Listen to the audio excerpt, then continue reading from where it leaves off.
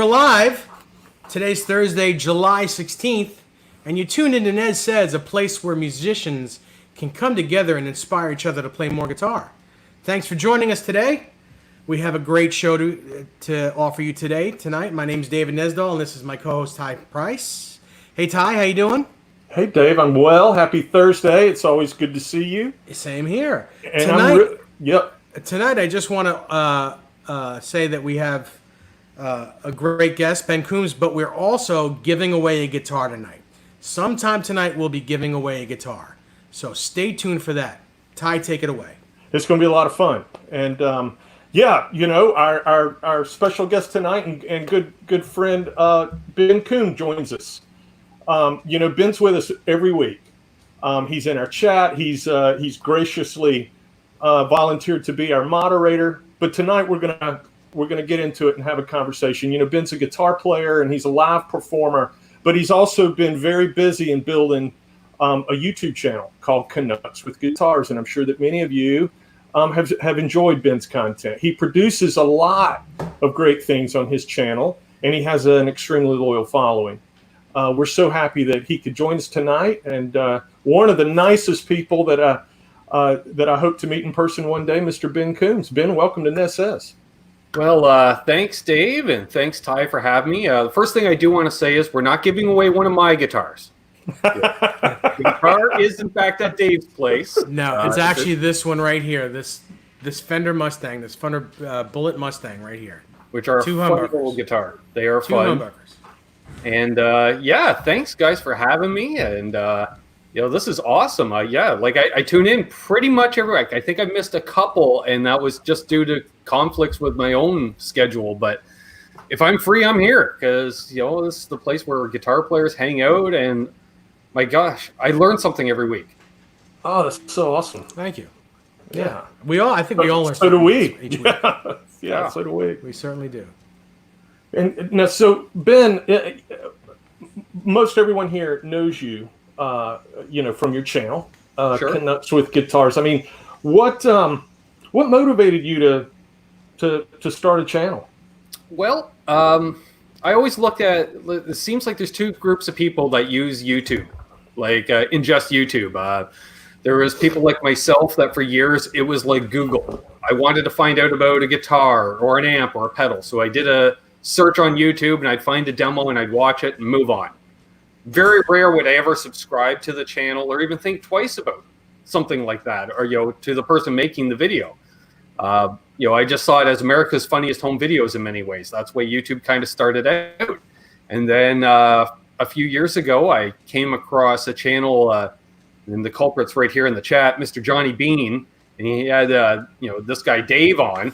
Well, I think we all learned from Johnny Bean, and we all have to thank Johnny Bean because I think from our little group of people, Johnny Bean's the first, as far as I'm concerned. I know there's the Robert Bakers and the everyone else's and all those guys, but the first that I found was Johnny Bean, and we became friends, and he has helped me along and given me the opportunity to do my own.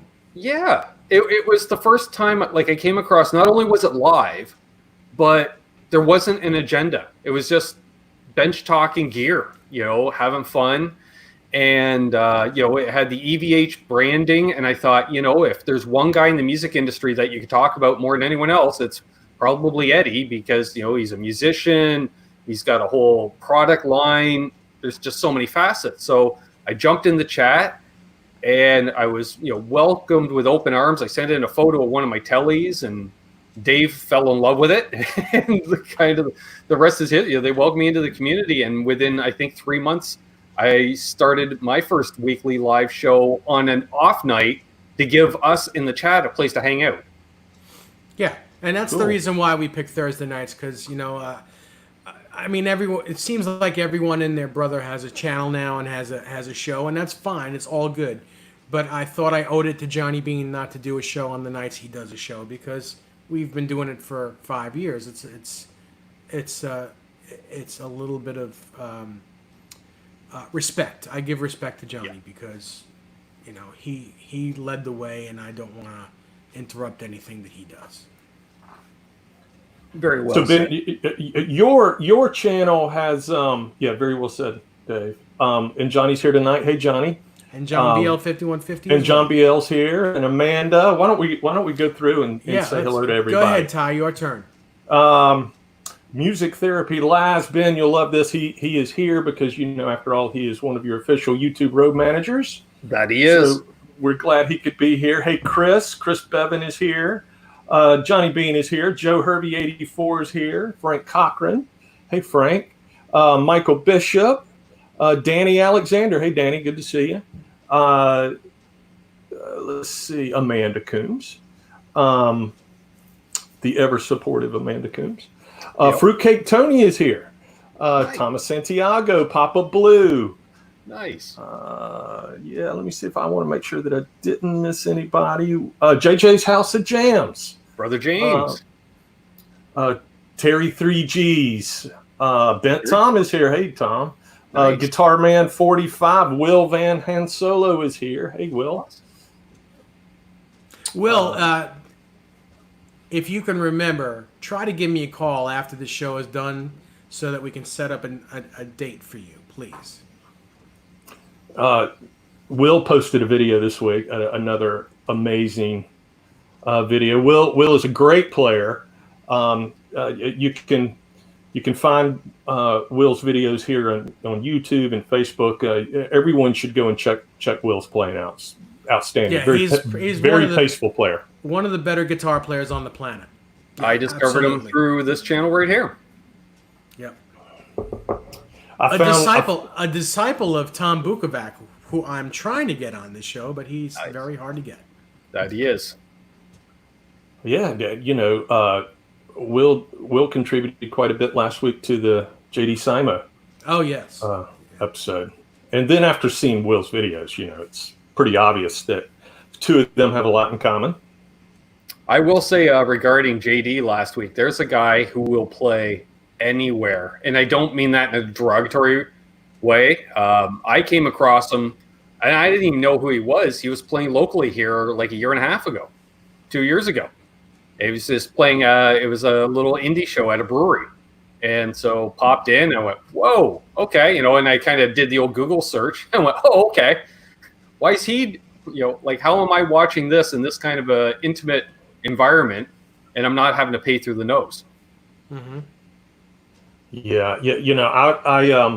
I stumbled across, accidental one of those late night rabbit holes, and I stumbled across Will's channel, and I immediately started sharing his videos to Dave, and just said, "Do you know who this person is? I mean, have you ever seen this cat before? So much. He's just got so much soul. One of those players. You watch a video and you're immediately inspired, and you can tell that he's a guy that's really in touch with what he's doing. So it's cool. It's cool that we kind of found him this way, and I think that's one of the that's one of the benefits of channels like yours, Ben, that we can tune into content that you're producing, and we can learn something or get a different perspective about something that we already may be familiar with. And you're you are very communicative with your hey, John, Dave calls that my idea bubble. That's what it is. It's an idea bubble. But my wife just says it's the setting sun. So, but I'll take it. Bubble over your left shoulder. I'll take it. But you're very involved with your community during each broadcast, and you welcome not only input, but you welcome varying opinions. Oh, sure. So, yeah. Sure. I never claim to know everything, and God knows I forget more each day, I swear. But always, if you can't be open to have your opinion changed on a topic, you're really not listening. I just, I can't go through life with blinders on. And the way I see, keep a community based. That's like when I have a guest on, if I see a really cool question from one of our members, let's bring it up, and nothing worse than, like, why would you do a live stream interview if you're not going to interact with the chat? Just pre-record an interview then and then post it if you're just going to ignore them. And I can't stand live streams that do that. Mm-hmm. You know, I got to tell you, the other thing is with the comments. You know, people leave comments, and at the beginning of the, when I first started these shows, I was very poor at answering them, and people get turned off to that. If they leave a comment, they're giving their time, whether it be a positive comment or a negative comment, and they expect you to answer them. Yep. And it was a rude awakening for me because I got a very nasty note because I wasn't paying attention to them. And from that moment on, I answer every question, whether it be a positive comment or not. These people are taking their time to watch us, and when they could be doing anything else. Exactly. The least we can do is answer the comments. I found when it came to the comments, it just became a daily routine. Like I get up, I put on a pot of coffee, and with my first cup of coffee in the morning, I answer comments. Yeah, that's a good thing. And it seems like I get a pretty fair amount of comments every day, which I'm ecstatic about. So now sure. I get right on it because, man, it's a good feeling that people are watching and participating. I do want to mention one thing for those of you that missed at the top of this video. We are giving away a guitar tonight. We're gonna give away this Squier Music Master. No, I'm sorry. It's a what is it? It's a Mustang. A Mustang. Squier Mustang. It's in my house. I don't even know what it is. I'm sorry. It's a brand new Squier Mustang. We're giving it away tonight. The parameters are, and there's only one parameter really. You have to subscribe to this channel. Please take a minute and subscribe to my channel. It's David Nesdahl. And then in the middle of the show, I will ask a question, and it's not going to be easy, but the first person to answer the question correctly will win that guitar. And it's already been set up by me.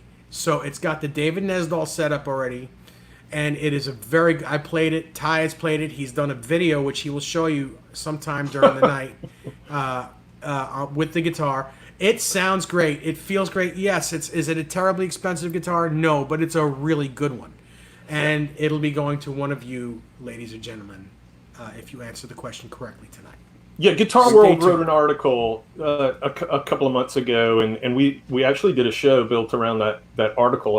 I think Dennis may have joined us on that. He did, show, yes. Dave. And this is one of the guitars that was featured in that article as being a gig-worthy guitar, and sure. A very generous viewer who still says that he would like to remain anonymous. Contacted Dave and I and said, I really dug what you were saying, and I'd like to purchase that guitar, and you give it to a viewer that could use it. Yeah. And so here we are. Yeah. Papa Blue says, Dave, have Ben tell us about the amp in a jar story. It's funny. Yes, tell us about that, and then we'll finish up with this guitar thing. So sure, we'll talk more about that. Yeah, go ahead. Late one night, may or may not have been sober. I'm surfing on Amazon, and I come across this little kit, and it's an amplifier in a mason jar. I was like, well, hey, that sounds right up my alley. Let's order it up. So I ordered it up, and it's a nice little, very basic little transistor amplifier setup,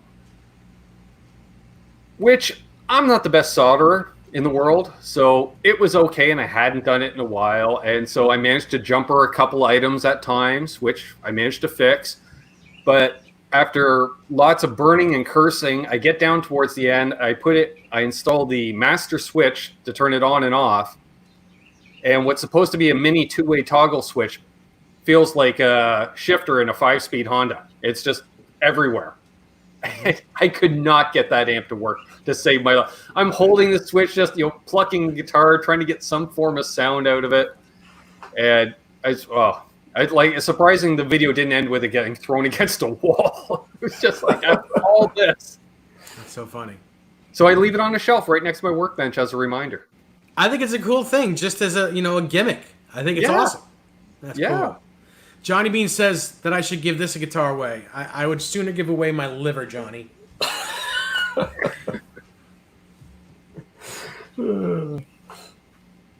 That's a nice guitar, Dave. Why don't you tell us about that? All right, I think I will. Let me do something that I don't always do. Thing.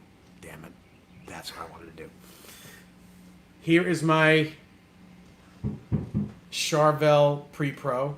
This is a Nitro Series guitar ordered by the Music Zoo, made by Charvel. This is a custom shop guitar, 21 frets. I believe this is a 2008 guitar. And it has... How do I do that? Oh, well, where's the beef on the back of it? Nice. Johnny Bean, you would love this because it's a sticker, but it was put on by Charvel and then cleared over. Johnny Bean loves putting stickers on his guitars.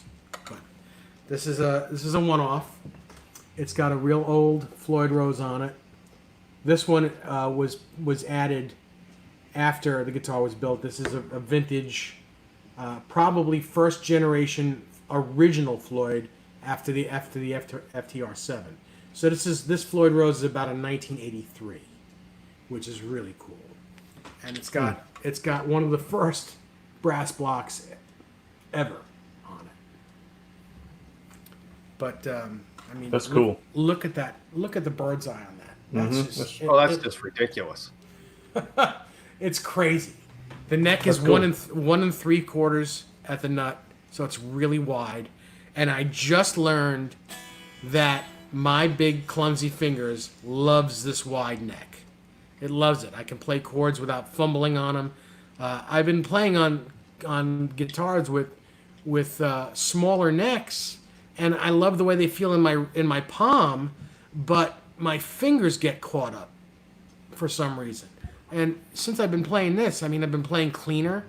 I can't play with my thumb, of course, right now, but it just feels great.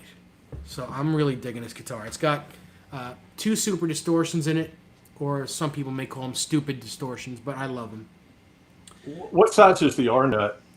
This is an R3. It's actually an R5, but if you like smaller string spacing, so you have room on both sides of both these strings, you can put an R3 on a R5 nut shelf, and it's the same height, but it's a little bit tighter. So your string spacing on both sides of the E will have room, as you can see there. Nice. Yeah. So what about the fret size? I'm sorry? Fret size. They're as jumbo as you can get. I'm imagining they're 6100s. Yeah, they look huge. Yeah. Yes. It's got original crown Godos on it. Mm-hmm. Nice. Yes, these are very hard to find. I always thought, I never thought they came with gold Godos, but it looks like they all shipped with gold Godo crowns. The serial on this is very early. It's 8178. And don't tell me this is your guitar and it was stolen. I know the original owner. I don't know, but as soon as you mentioned those tuners, Rob Johnson's ears perked up somewhere. Oh, yeah. Fruitcake Tony, when I ask the question, you'll either know it or you'll have no idea. That's all I can say. I'm not ready to ask the question until at least the middle of the show, because I don't want you people to get your phones out and look on Google and blah, blah, blah. Not happening. Because that's what I'd have to do. Sorry. I have a hard time keeping up. Johnny Bean wants to see the guitar that you're about to win. I will show you in a few minutes. I'll go get it. Will says the double creams is an awesome look. I agree. You said those are super distortions? Yeah, they're super distortions. Will, this is probably about a 7.5, maybe just under 8-pound guitar. I mean, it's heavy for a Strat style guitar, but it's big. It's big sounding. I'll give you a little. Well, hang on. I have the amp cranked in here, so forgive me for the distortion.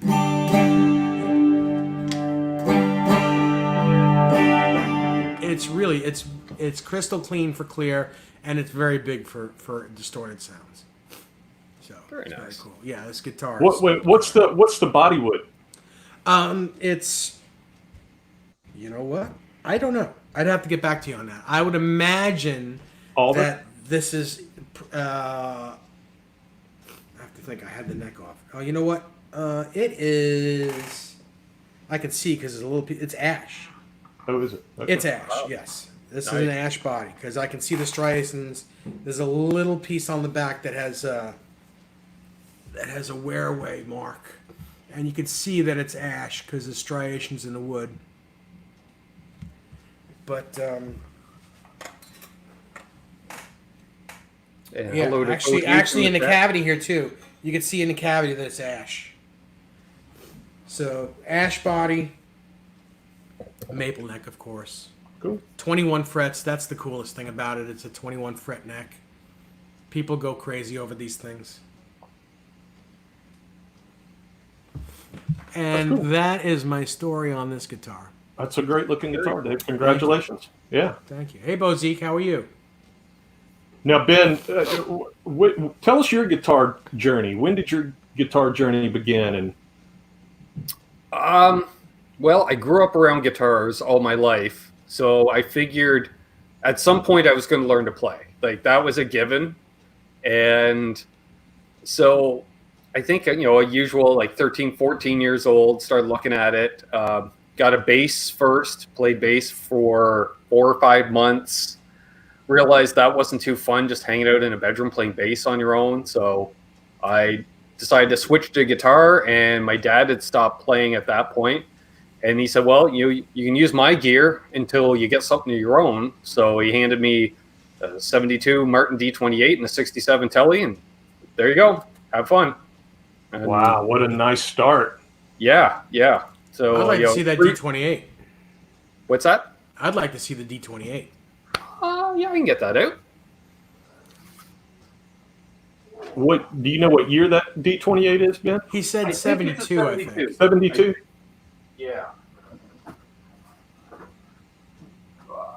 Well, Zeke, the pickups in this guitar are super distortions. They're old ones.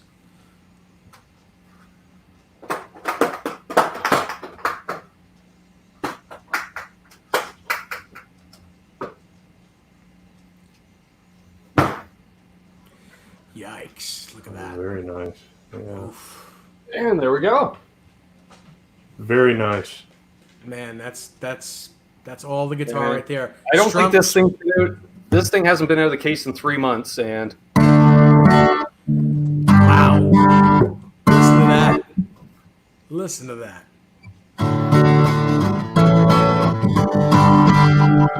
Yeah, it's a Canon. Beautiful. That's the sound of recorded music in the 70s right there if it was on a flat top. Right it is. Yeah, so what's beautiful. that sticker? What's that sticker say? That sticker is from the 1976, let's see here, Mariposa Folk Festival, which was probably the largest folk festival in Canada, held on the Toronto Islands that both my parents worked at. Mom was the head of hospitality, Dad was the head of transportation. And that is covering up a little scar from this guitar falling into the end of a guitar stand. Mm-hmm. Amanda knows all about that incident. She was maybe 4 years old at the time, kind of knocked this over. And you'll never let her live it down. No. She said, oh no, here we go. Yeah, hang on a second. Let me get that up so everyone can see that. Do you gig with that guitar, Ben? I have. I played a family reunion with it. Unfortunately, the pickup system I was using was a Shaler pickup that would just mount in the sound hole with a lead that would come right out, and I just tape it to the pick guard to keep it from falling out. Very microphonic pickup that my dad picked up in the mid-'80s, but never thought about really electrifying. And then I picked up an Epiphone that had built-in pickups that replaced it pretty much right away, because all of a sudden the band I was in at the time, we had the opportunity to do a bunch of acoustic gigs. Mm-hmm. And so I needed an acoustic, and I was like, I don't really feel like hanging out around campfires with this thing. So sure. Mm-hmm. Yeah, it's not a campfire guitar. No. It's certainly not a beach guitar. No. That's a guitar you take to sessions with you and make exactly. lots of records with. Exactly. My dad gigged with it a handful of times. When he would get asked to get up on stage and sing with a band, he couldn't just stand there and sing. He never knew what to do with his hands. So he'd always just bring this up on stage, not plugged in or anything, just to play along, just to keep your hands busy. That's cool. Mm-hmm. That's cool. And you still have you still have the Telly as well? I do. Yeah. I can grab that's that. behind him, I think. No, that's the 71. Oh, okay. Let's see. Hey, Bri, the sign guy's here. Hey, man. Hey, Bri. Hey, Sean. Sean's here. Hey, Sean, how are you? And I would say this was Dad's number one, but it was his only, right? Because he's from back in the day when he just had one guitar. Yeah, look at all that wear. That's amazing. And he got sick of playing this thing at stage volume clean and it buzzing like hell. So he had some EMGs installed in the mid '80s to get rid of that 60 cycle hum. Yeah. Yeah, I mean, both guitars are really nice. You know, the 71 is just as nice to me because it still has that old telly, the shape to it. You know, in 72, I believe where the top horn is, or lack of horn, it ends at the 17th fret instead of the 18th fret. So you have a little less room to go up with your thumb. But that guitar still has the old style since, 1949, I guess it was the first telly. So and I think it's on third set of pickups, second or third set of frets, third or fourth nut. When you played these things back in the day all the time, they broke down. Yeah, it's very cool. It's very cool. Yeah. What I really like about the 71, though, is it's a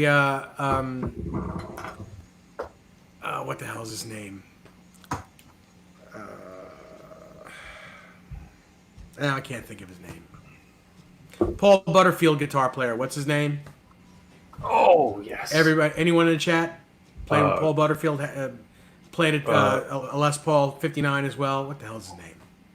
Bloomfield. Yes, that looks like the Bloomfield guitar.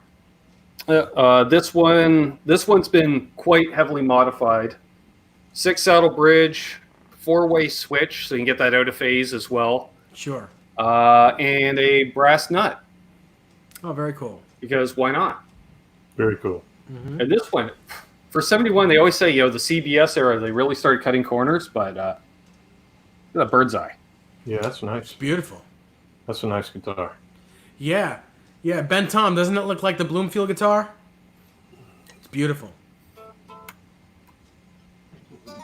And this one I do dig with. We did get a reference to Eugene Martin with the last guitar. Correct. And Will Van Hen solo, yes. It looks like Robin Ford's telly. He plays like a 61 slab board, I believe. Beautiful. I love blonde tellies with rosewood necks. Yeah. Oh, and my signature pickups in it, too. Oh, tell us about the pickups and how those came to be. Well, I needed pickups. I went through all my old pickups I had here, like old ones Dad had from his old telly. The bridge worked, but it was very bright, like really bright, and the neck was non-functional at best. It kind of would work intermittently if you slapped it enough, which always looks great on stage. I put a variety of temporary pickups in it, and then finally, I think I was talking with Dave one night about pickups, and then I was talking with Adam Reaver about getting some pickups, because I asked him if he had any laying around or something, just secondhand stuff. And then I thought to myself, hey, I got a buddy who builds guitars for me and does P90s for me. Why don't I have him make me a set? And he goes, well, what spec do you want? And I said, 53 telly, like right down the line, So he used the cloth around, the bobbins, the cloth string, wax potted, same output. They're really nice, chimey, and that's what I wanted. Some nice low, nothing fancy. It's got to sound cool, beautiful. Man. Got to sound beautiful. Sean Zimmerman says, I don't own one. Now I know something about that I didn't know. Dave, do they make reissues right or just expensive custom shop reissues? No, the Fender USA makes a 52 telly reissue that's called Original 50s, American Original 50s, which is great. It's beautiful, and they make an original American Original 60s with a bound, the body's bound on the front and back, so it's like a telly custom. They're also amazing. They're $2,000, But $2,000 is a little easier on the pocketbook than say a $3,500 plus for a custom shop. They're very good. They don't make a relic version. It's brand new, spanking new, but great guitars. Dave, is Fender USA still making the 52 reissued Telly Hot Rod with the mini hum in the neck? I think they are, yes. If they aren't, then it just stopped in 2000, but I think they are. Because I know they made them as of 2019. Yeah. Okay, cool. Yeah. Johnny Bean is asking what year the wine is I'm drinking. Let's see. We're drinking Prospect of Niagara. It's a 2017 Cabernet Merlot from Niagara Falls. And are you drinking it out of the bottle, or do you have a cup? Oh, no. Wine glass, I mean. I'm fancy. I got one of them dollar store wine glasses, Very nice.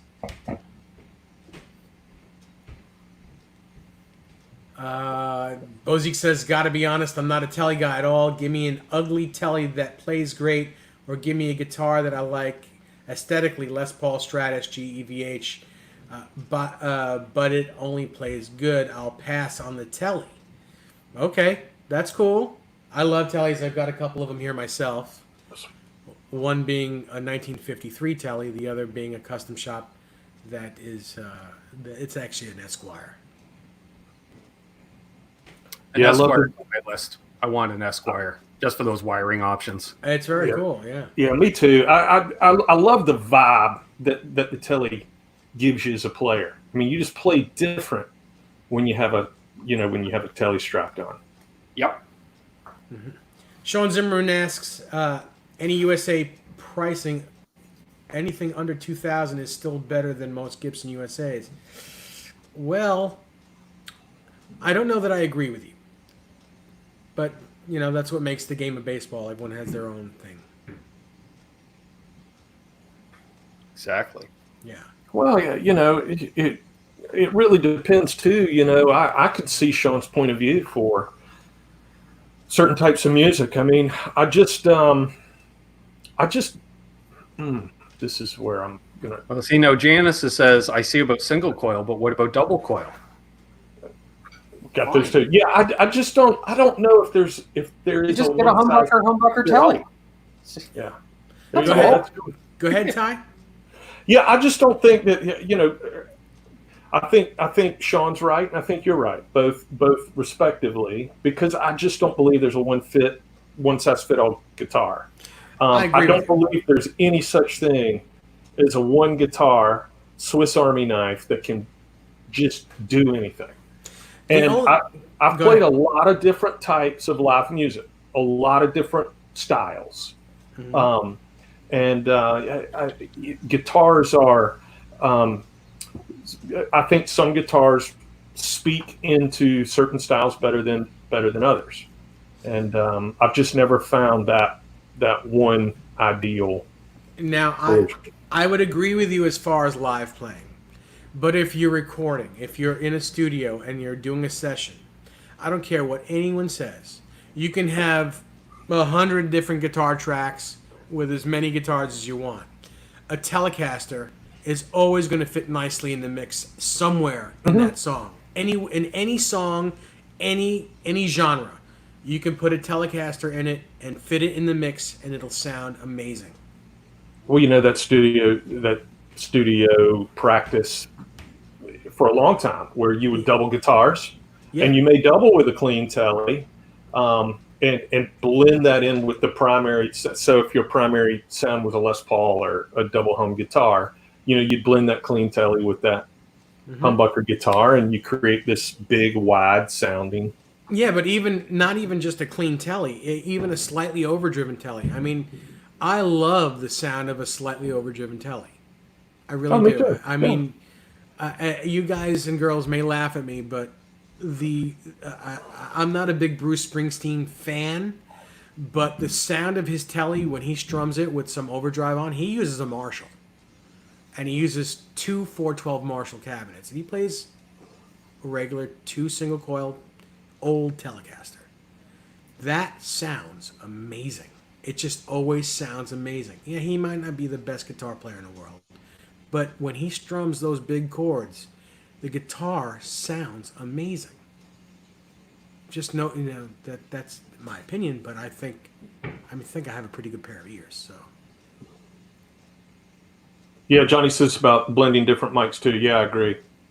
Different mics, and then even with room mics too, right? So what you're micing the cabinet with, and then what you're micing the room with. Exactly. Yeah. Oh, and before I forget again, I've been having my internet dropping intermittently all day. So if I do drop out, just bear with me and I'll jump back in. Yeah, of course. I mean, things happen. Yeah. Things happen. NEZ sounded good with the tellies. Yeah. I was thinking Status Quo out of England. That was a great band. Yeah. Papa Boo says, look at Brad Paisley. I mean, I know. Yeah, he's phenomenal. But you could say that about any one of them. You could say that about Johnny Hyland. He plays a telly style. Brent Mason. All those cats. Citizen Kane says Richie Kotzen. Richie Kotzen. I mean, come on. That's the epitome of hard rock with a telly. For me, I think for 20 plus years, anytime someone told me a telly is strictly for country, I was like, so you don't like the guitar solo in Stairway to Heaven? Right. That's a telly. Yeah. It sounds pretty heavy to me. Yeah, everyone thinks it's that double neck. It's not. Well, there's a telly all over those records, right? Mm-hmm. Yep. Yeah, absolutely. Real quick, what did I just read? Janice says she sounds good with her telly, and I agree. I'm sure she does. So what's your? I know you've got a telly with P90s, Ben. What's your go-to telly when you're heading out to play with your band? That would be my humbucker telly. Because I can cover more ground on this thing. The only thing I haven't done yet is install a Tessie switch, because why not? And put a 4-way switch in it as well to get the out of phase. But I've got 3-way toggle for humbucker, and then coil tap as needed.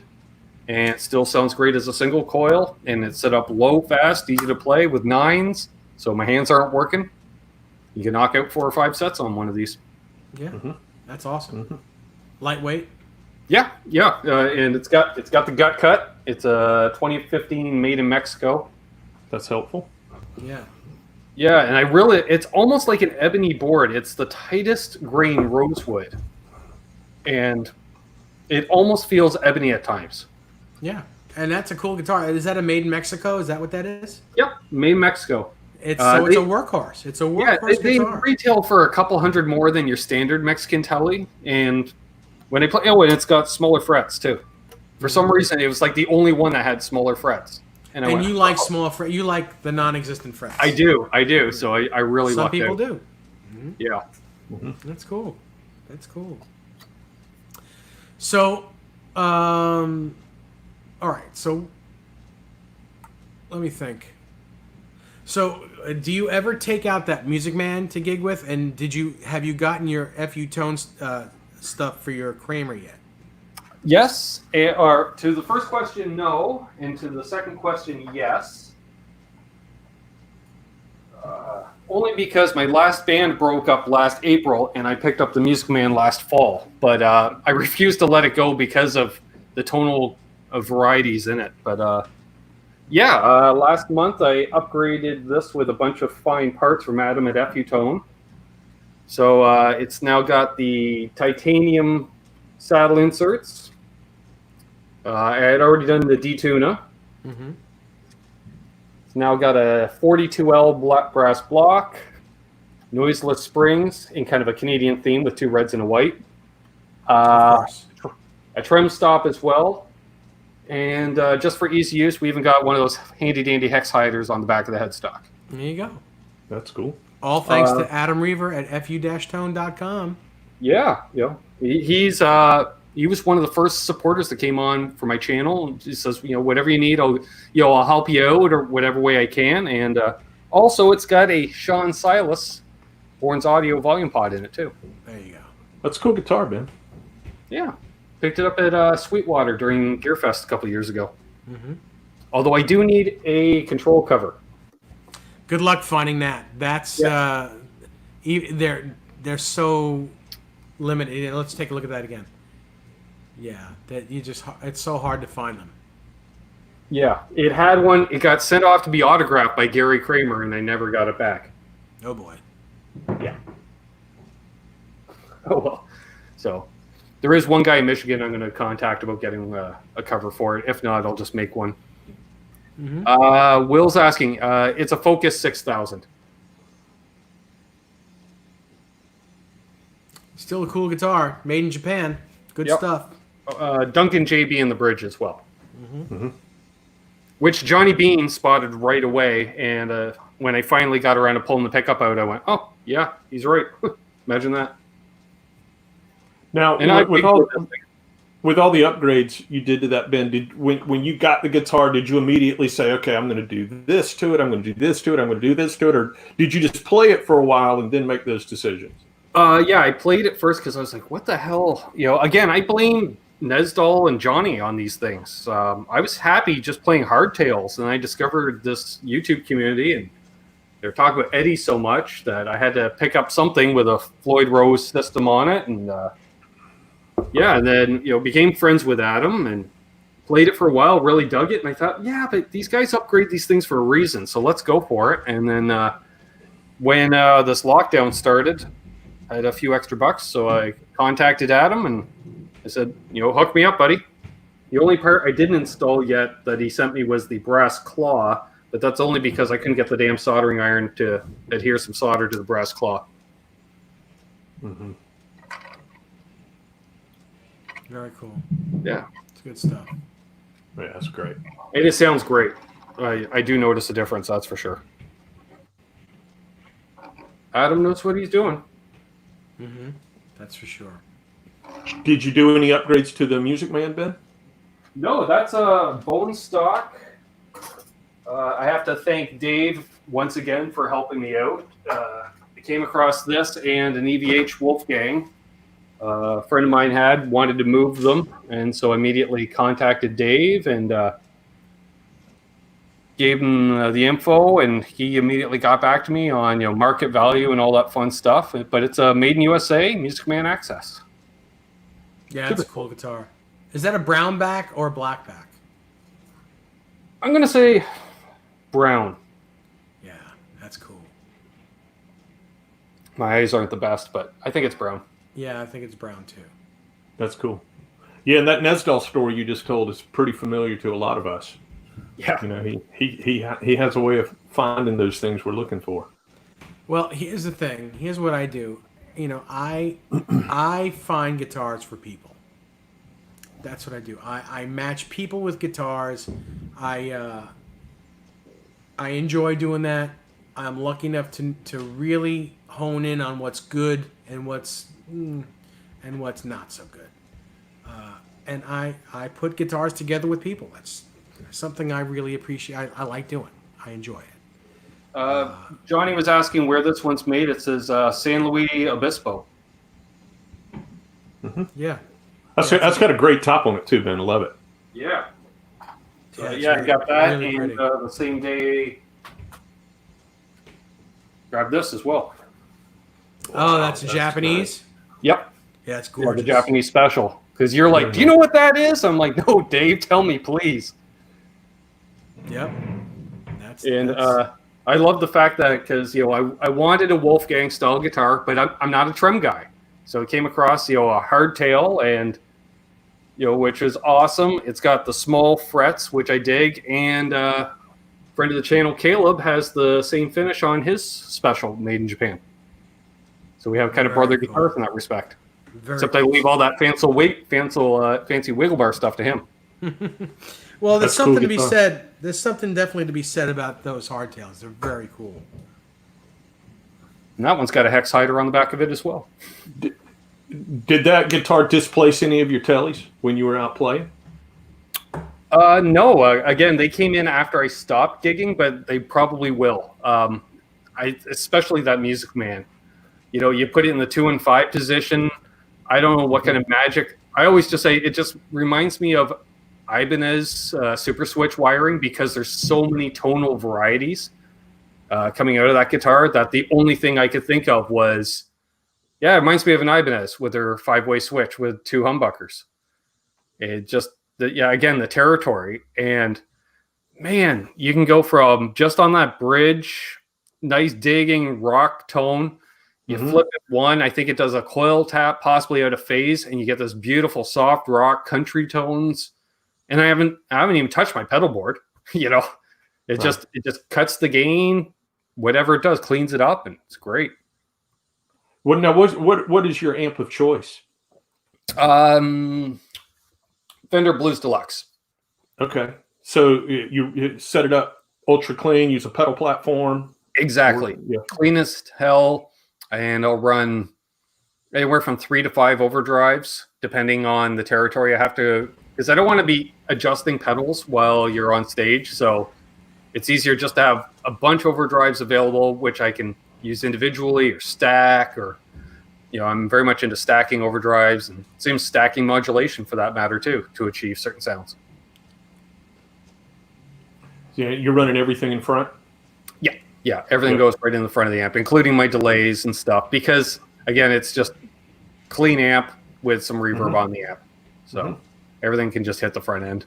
Well, it's super cool, man. It's really convenient. If you can get your tone that way, then you could walk into any backline situation and be confident that you can. Right. And I did detail it specifically for a Fender amp for that reason, because, it's going to be either a Hot Rod, a Blues Deluxe, or a DeVille. That's majority of backlines right there, that family. So yeah, that's awesome. Cool. So what's your overdrive of choice? If you're into stacking and everything, what's your favorite right now? For higher gain stuff, definitely the LPD 87. I always got to look at my board. It's a 2-channel overdrive. It's got, on the green side, it's like an early 80s Marshall JCM. And then the 87 name comes from the fact the red side is that same kind of JCM Marshall, but with all the Jose mods put into it. Okay. So it's the Sunset Strip in a box. And that thing, I can't believe you even plugging it straight into any Fender amp, you're like, oh, that's a Marshall. But nope, no, it's not. But when you're into the third set of the night and the crowd's rocking and you want that set break and you want that little extra gain for that song, it's there. Very cool. I got to check that pedal out. I'm always into Marshall sounding pedals. He does the Triple Crown. He does a 68, which is his plexi. He does the 74, which is your master volume, and then the 87. Very cool. Yeah, love his stuff. And then for lower gain, I usually look for something like a Timmy or a Klon for my low gain. And they always play well into the higher gain pedals too. As cool as the Klon pedals are and as expensive they are, it's really not my bag. I just don't like that mid-range bump. That it's just a little bit different. Just not pleasing to me. And no adjustability of your low end. Right. And I love it. I mean, it's all me. I just love it. I've owned 2 of those, and I've probably sold both of them for close to $4,000. Yeah, they just didn't do anything for me. They didn't do anything for me.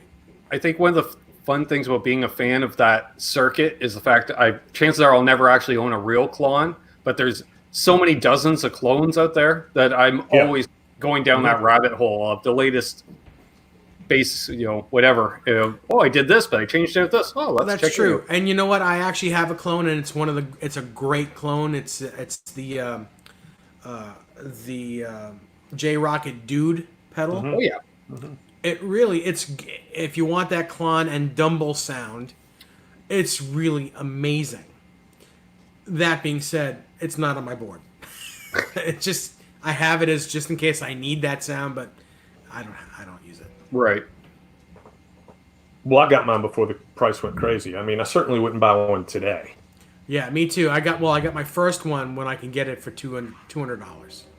Nice. And then the second one I think I bought in a trade, so it didn't really cost me much. And then I decided, I don't like these things. And then I waited and sold them for big money. Sure. Yeah, Ben Tom says he likes the Icon. I love that pedal too. It's a great pedal. I want to try that one. Yeah, cool stuff. I love the J Rocket guys. Yeah. Those pedals are great. In fact, I have 3 or 4 now that are just sitting in boxes that I haven't really put on the board yet. I've tried them and I thought they were cool, but there are other things that I actually like better. But like the Nobles, I don't know pedal. about you, Dave, but actually only about 75% of my board is actually Velcro down. There's specific slots that don't have Velcro for that, because that's what the one slot. I'm always swapping out a drive here or a modulation there. I am looking for a good vibe. You got any recommendations for a good vibe? I'm looking. Yeah, for one I too. do. I have one. It's the JHS Unicorn. It's amazing. It's the size of a regular pedal, and it just sounds ridiculous. It's so Bent Tom, the one that he just picked up on recommendation from RJ Ronquillo. What's that one, Bent Tom? It was really, really cool sounding. RJ demo. Yeah, there we go. The Sabbathus vibe. Cool. It's really, really nice. And RJ Ronquillo is using this? Yeah, and RJ, not only is he got to be one of the nicest guys in the world, he's possibly one of my favorite players. Oh my goodness. He's so tasty. He's phenomenal. He can play anything. Yeah, exactly. Yeah. He's got good taste, man. He's got really good taste. nice. Cool. Anybody else in the chat using a cool vibe that they like a lot? The other one that I like, Ty, is the Sweet Sound Ultra Vibe. Okay. It's a bigger box, and it's got a hardwired AC, and I think that's probably what makes it sound better than most, is the hardwired AC power. There's another one. Yeah, Laz just mentioned the Deja Vibe. it's- I was just thinking that. They're okay. Yeah. I've tried those. The Deja Vibe is a little grainy sounding, in my opinion, which I don't like, but it's okay. Yeah, because there's that two styles. There's that really grainy sounding or the nice, clear sound. I mean, they both have their spots, I will say. Mm-hmm. Amanda says she is the cool vibe. Yes, she is. Mm-hmm. Johnny says he'll go downtown to get a good vibe. Breathe deep.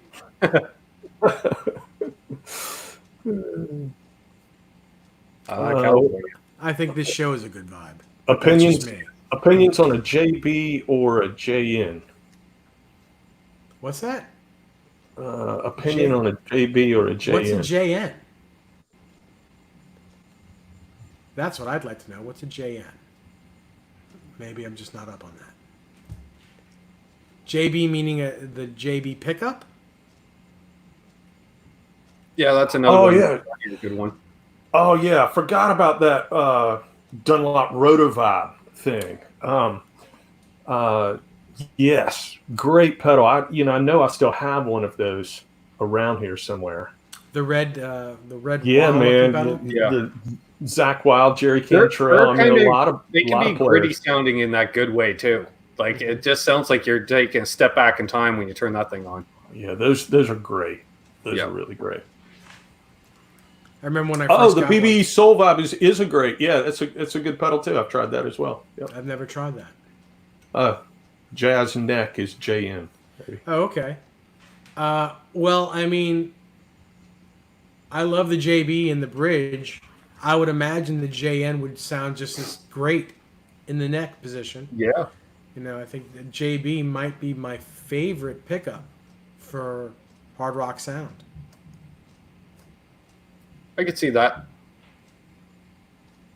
Well, weren't they selling those as like hot rod sets for a while? You'd get the JB and you get the Jazz in the neck because that was Seymour's preference for how he envisioned those humbuckers Yeah. working together. Mm-hmm. Yeah, there was they did make the Jazz and the JB. Yes. Yeah, and they would co-brand them, right? They'd put them together and Mm-hmm. yeah. I see we got Mr. Gerber in the chat. Good to see you. Yes. Joe asked about an EMG 81. Well, he loves those, is what he's saying. Oh, He's an EMG guy. I like EMGs too. I think especially today they get an unfair bad rap. I think they're great sounding pickups.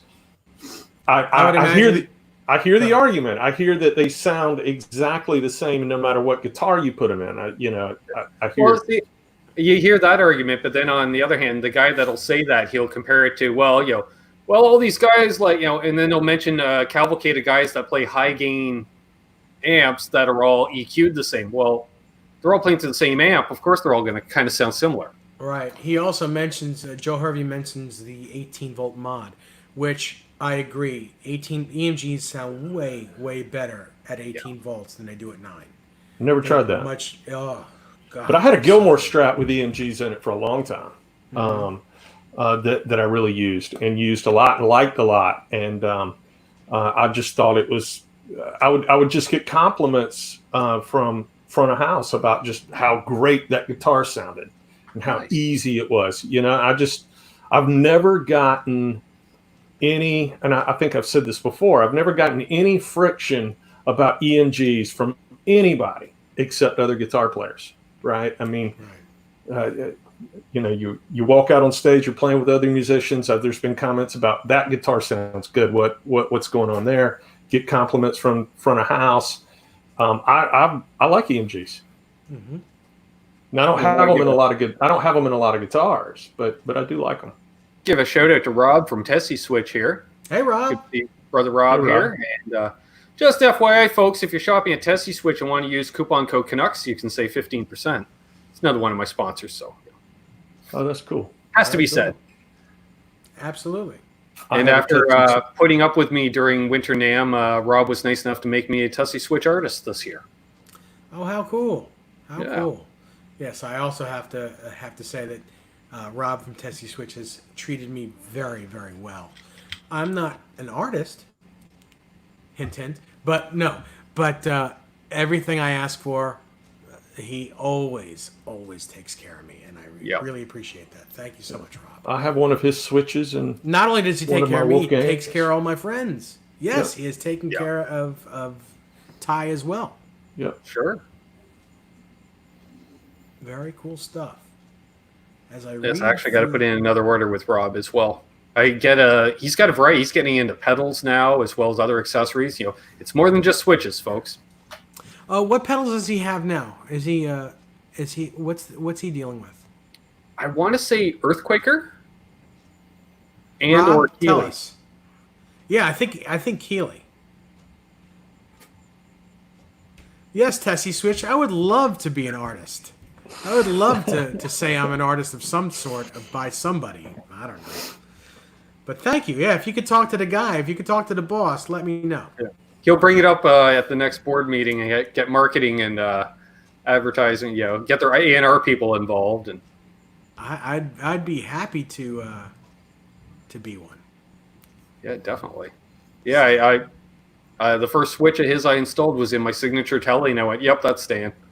There we go. Currently dealing in Keeley, Earthquaker, and Voodoo Labs. Yes. Oh, I'm glad you told me about that, Rob, because I'm going to need probably 2 pedalboard power supplies.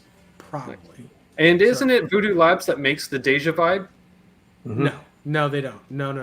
Okay, because they make a really good vibe as well. The Deja Vibe is. I'm sorry, it's full tone. Yeah. Oh, okay. But yes, Voodoo Labs, they do have a vibe as well that RJ's used. I just can't remember the name of it then. Voodoo Lab makes my favorite overdrive pedal for a Stratocaster. It's called a Sparkle Drive mod. It's been around for quite a while. The Sparkle Drive, put that on a telly tie. Mm-hmm. Really? Oh, that was the key to my telly tone when I picked up one of those, because that was the first time I heard of a parallel circuit like that. Mm-hmm. And I played in it when I joined that particular band. It was a cover band, but I was told after the 3rd rehearsal, I hate to be one of those guys, but if you want to stay in the band, you have to have a tube amp, because I had a solid state amp at the time. Yes. That's how, they're serious tone snobs. And I showed up with a tube amp the next week. That was fine. Week after that, I show up with a Sparkle Drive, and he went, "What is that magic you're laying down under me?" That's cool. Yeah. Yeah, I gotta revisit the Sparkle Drive. The original. I don't like the mod one. I like the original though. I like the mod one because I can I can use that mod switch.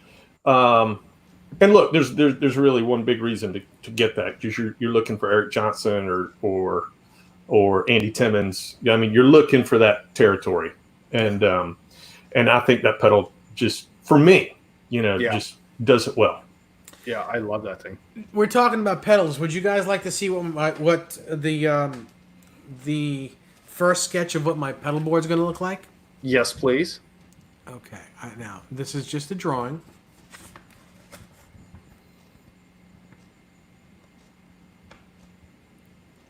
Nice.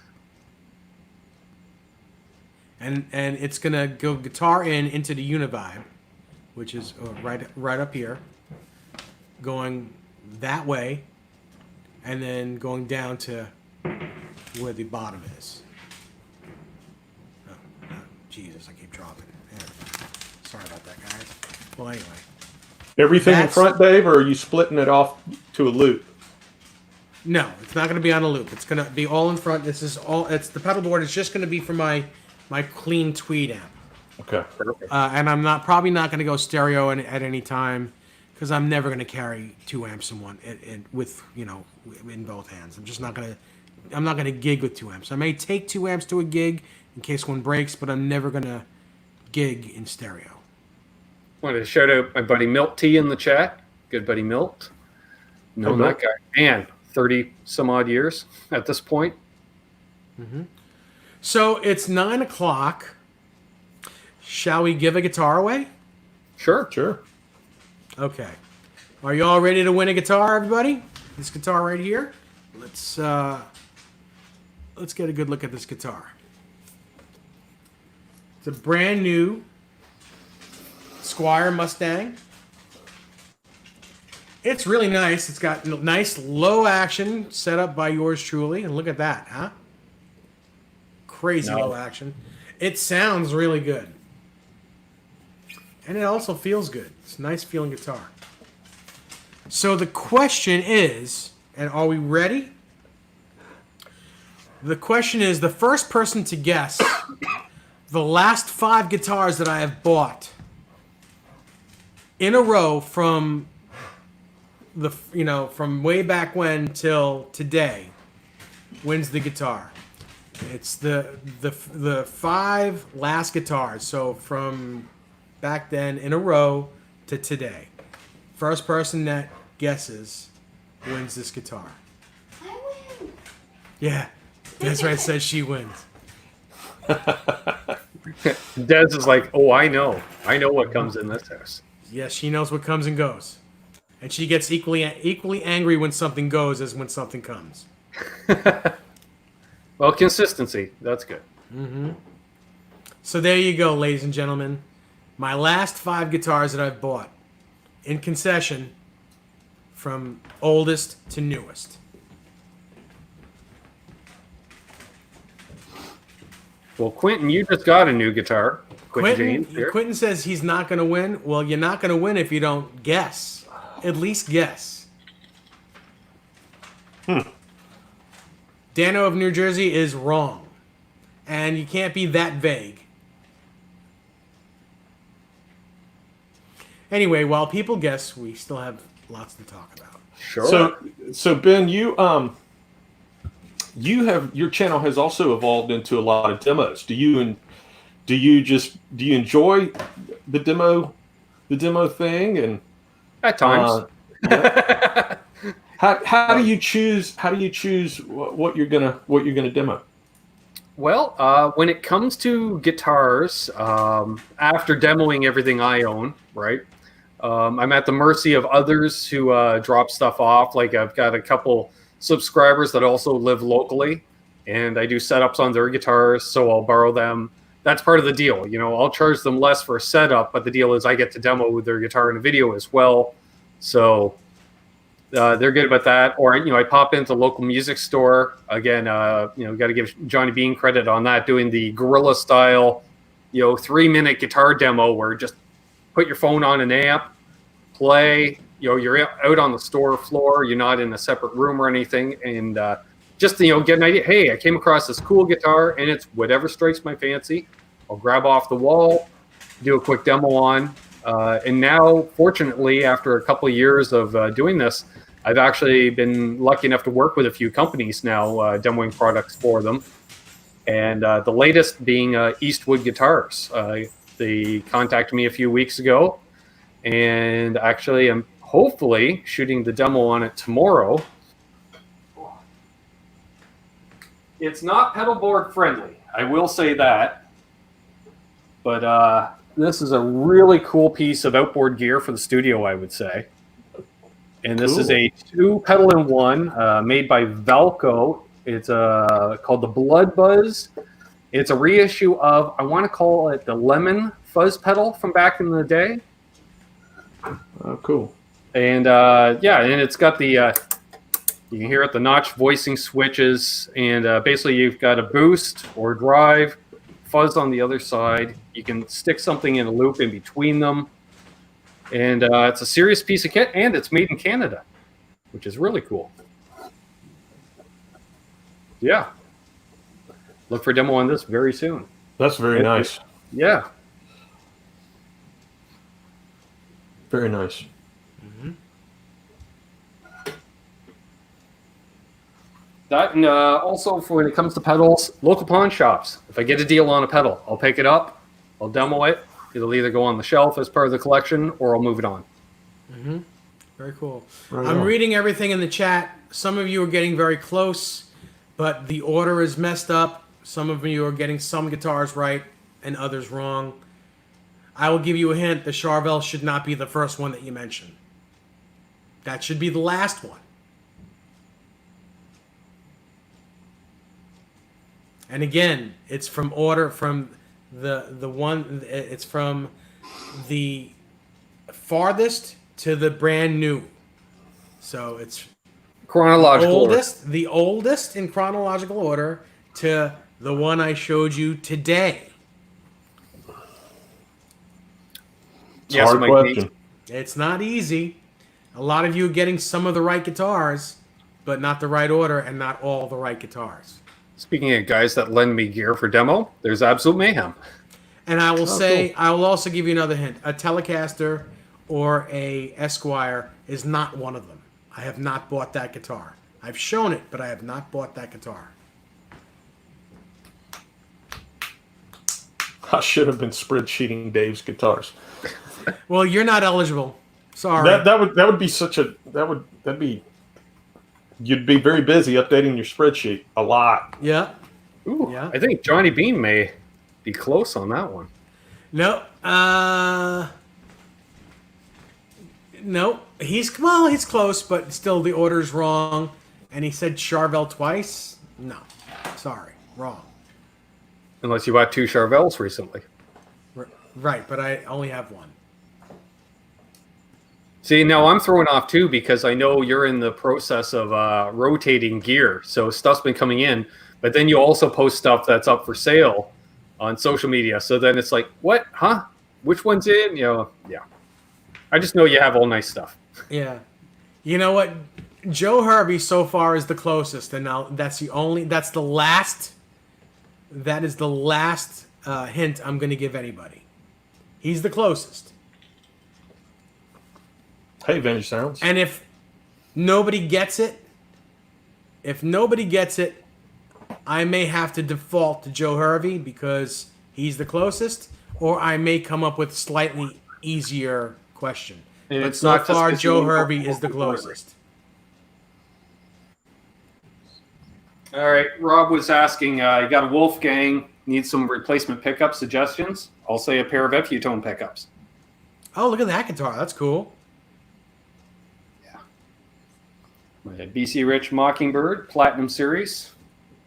Picked it up at a pawn shop for $150 because it is their low end, but why not have one of those cool looking guitars and not have to spend a bunch of money? Almost. Damn it.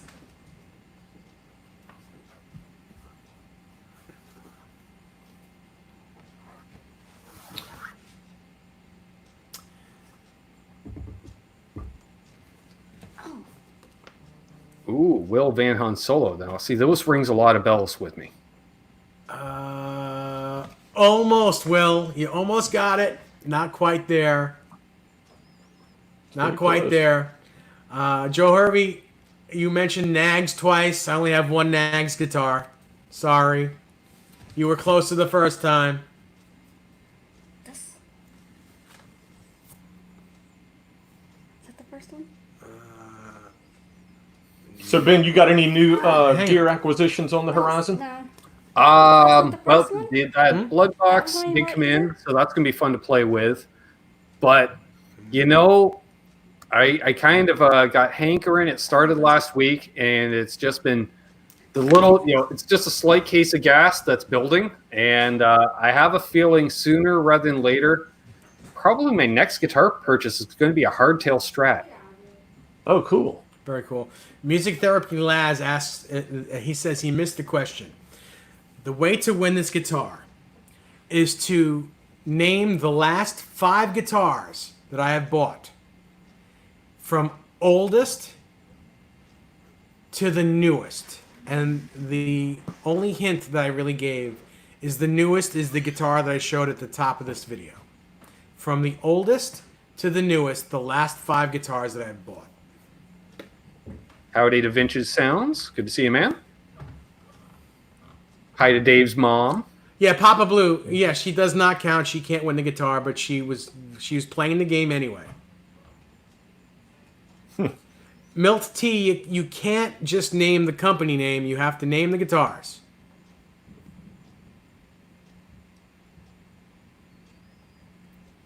I agree. 5150 Fly Guy says, I think everyone needs at least one great Strat.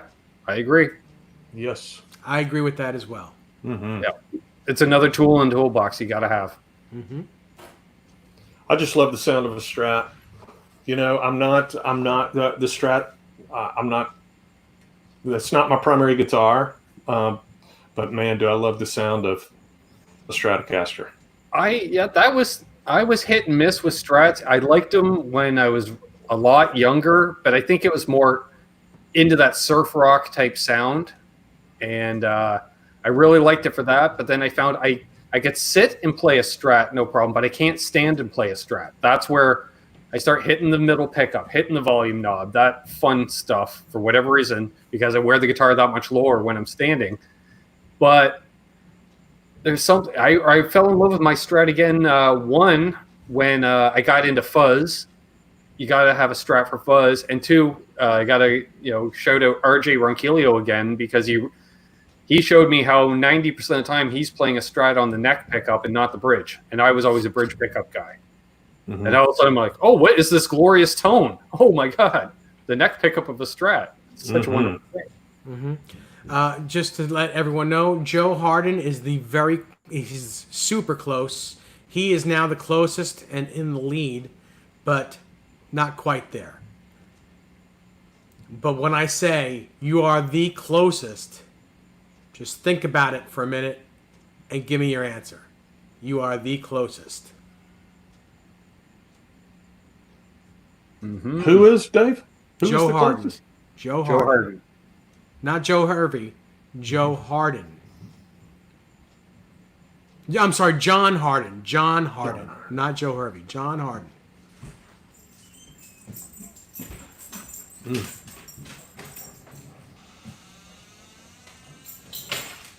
Wow. Papa Blue says, buy all right guitars and wife just thinks you have all the same one. Nope. I tried that with Black Les Pauls. And she knew the difference between the inlays on a standard and the inlays on a custom. Why are those a different shape? Yeah.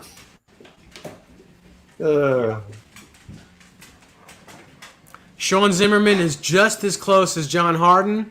Not quite there.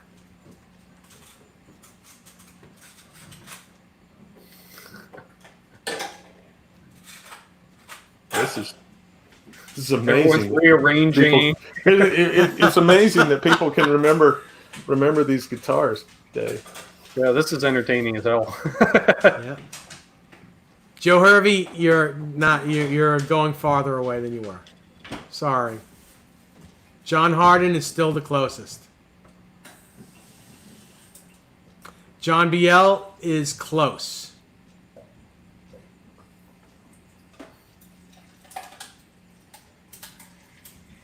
And I'm thinking JJ is probably jamming on either a Charvel right now or an Ibanez 7th string.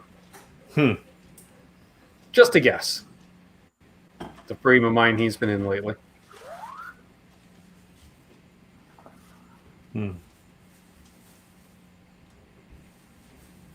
I'll say the one thing, JJ, based where he is in Orange County, California, he's been able to pick and choose guitars here and there, because of the market that he's in. And he's got some serious gems in his collection. It's like, have you played an 80s San Dimas? No. I just hear about them on the internet. Try one. Holy crap. Okay. Oh, that's cool. Yeah.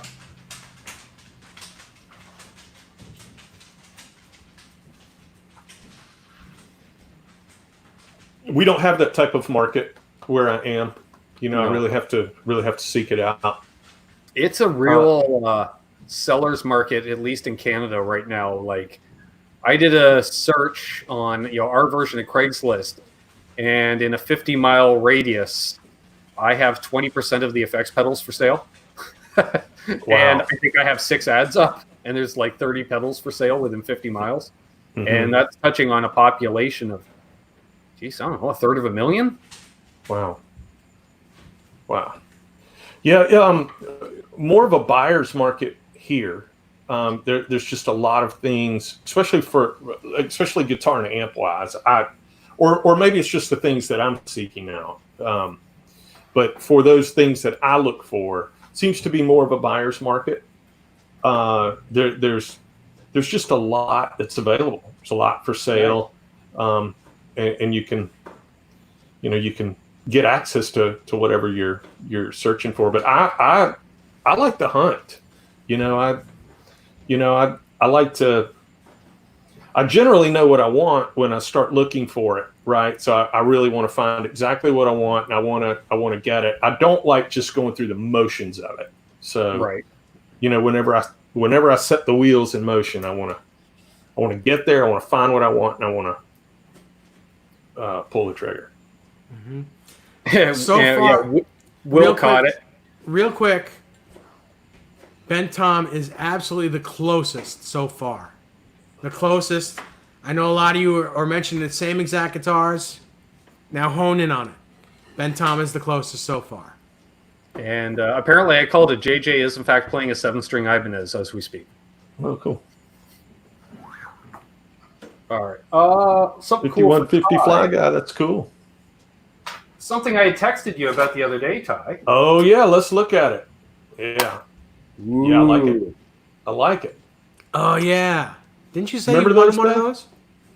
I have some old Ibanez Wahs. The Ibanez Wahs has long been a secret of John Frusciante's signal chain. Yep. And I think they're. I have a weakness for wah pedals, Dave, as you know, and have a lot of them.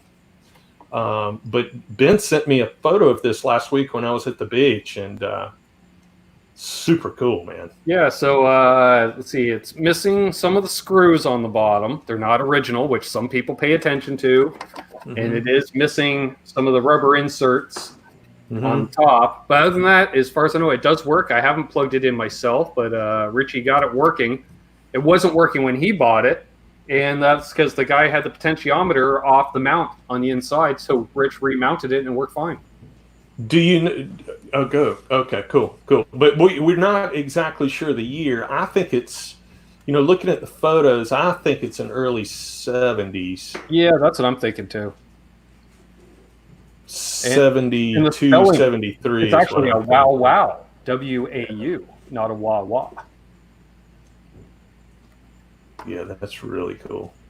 Very cool. Yeah, so anybody's looking for a vintage wah. Sounds great, Ben. You played it. Sounds great. I haven't plugged it in yet. I'll do that tomorrow. I'll stick it in there. Oh, geez. Okay. It's so funny. Everyone is saying the same thing, and almost everyone is saying the same thing about this guitar, and they just don't have the order correct. And it's like everyone's tried everything except something, one thing. And No, JJ probably you just, cannot say colors. Sorry. JJ just texted me, and I won't say that on air, brother, but I'll tell the guys off air what he just texted me. What about what? He had a very cool day at work today. We'll just say that. Cool. Yeah. Cool. Yeah.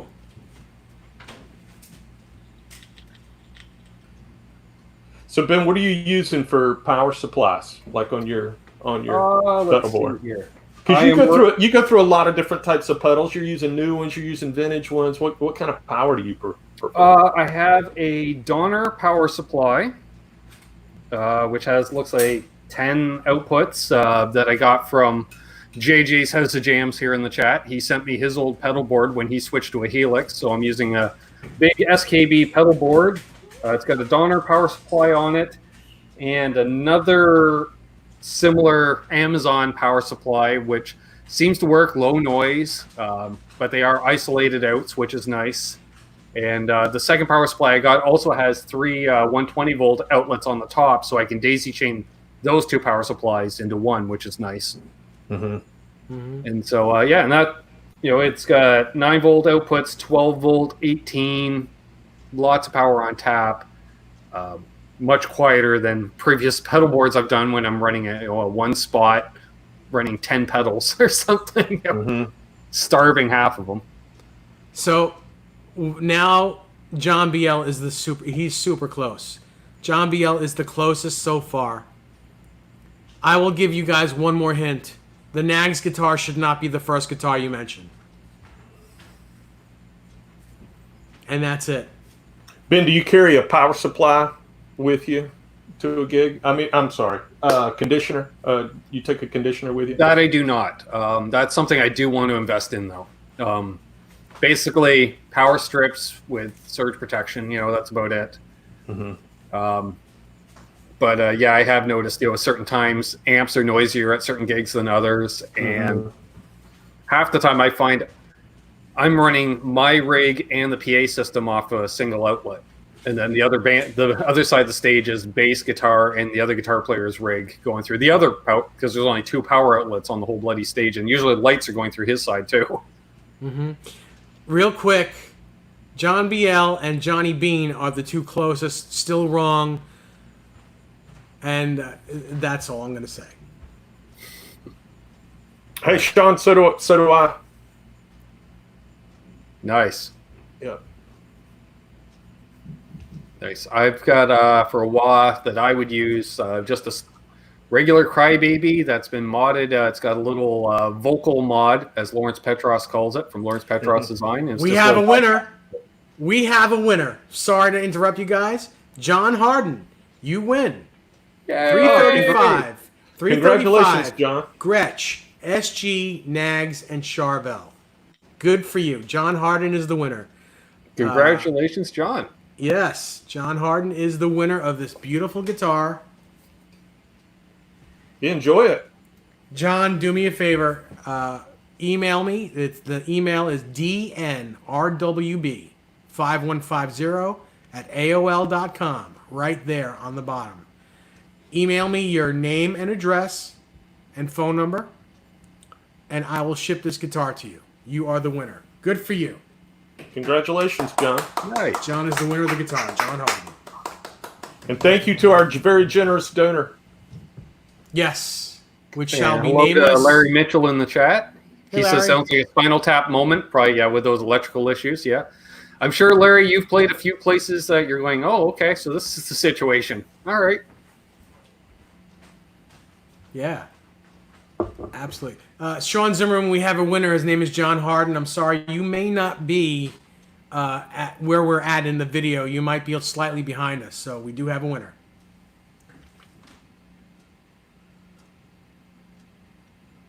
Yeah, Nice. cool. Yeah. And this is just the first one that we're giving away. There's Oh, gonna be yeah, we more, have- there's more of this to come. Absolutely. We have more giveaways in the upcoming weeks. The questions may not be as hard. They may be a little harder. Who knows? But, this was a guitar. I figured it should be fairly difficult to win a guitar. And John Harden, you have won. Nice.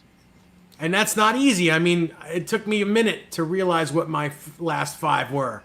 And I was like, was it that? And then I remember, yes, it was absolutely what John Harden said. And then once I went, yeah, that kind of makes sense. Now that I'm thinking about tuning in each week. Yeah, okay. Yeah. It took me a minute when he asked me the question.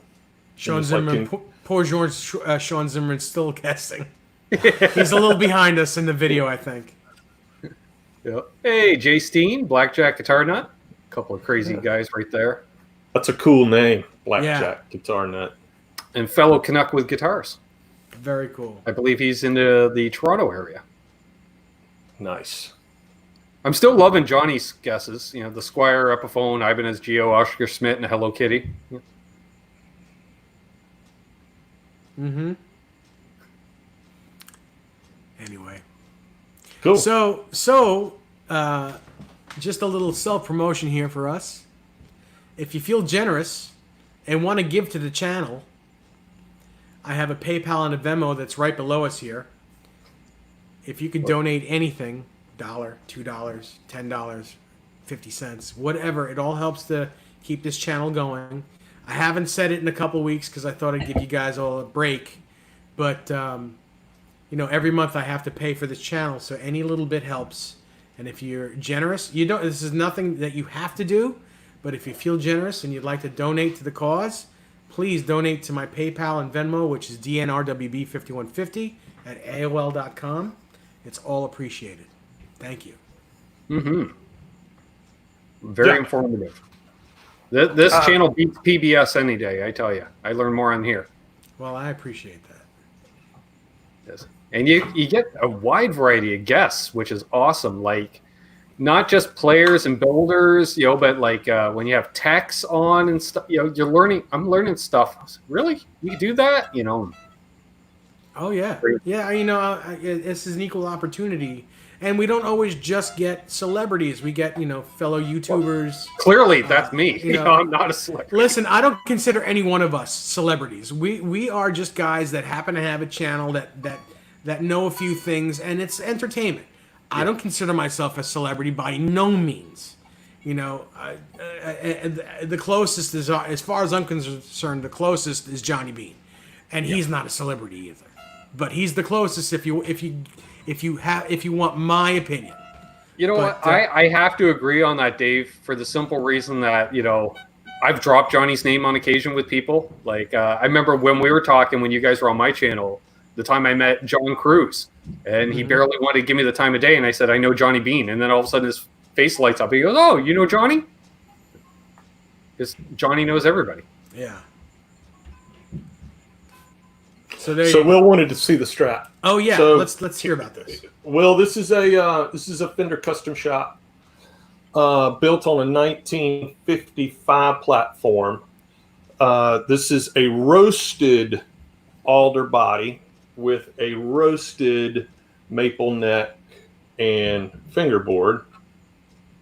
I'm trying to get the light so you can see the flame on that neck. I just think it's a beautiful neck. That's incredible.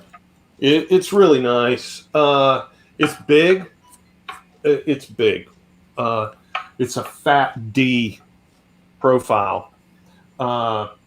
Medium frets. These are the custom shop Tomateo pickups. Tomateo. Mm-hmm. There's a great demo of these pickups online by Greg Koch. Of course, he makes anything sound brilliant. But he said, here's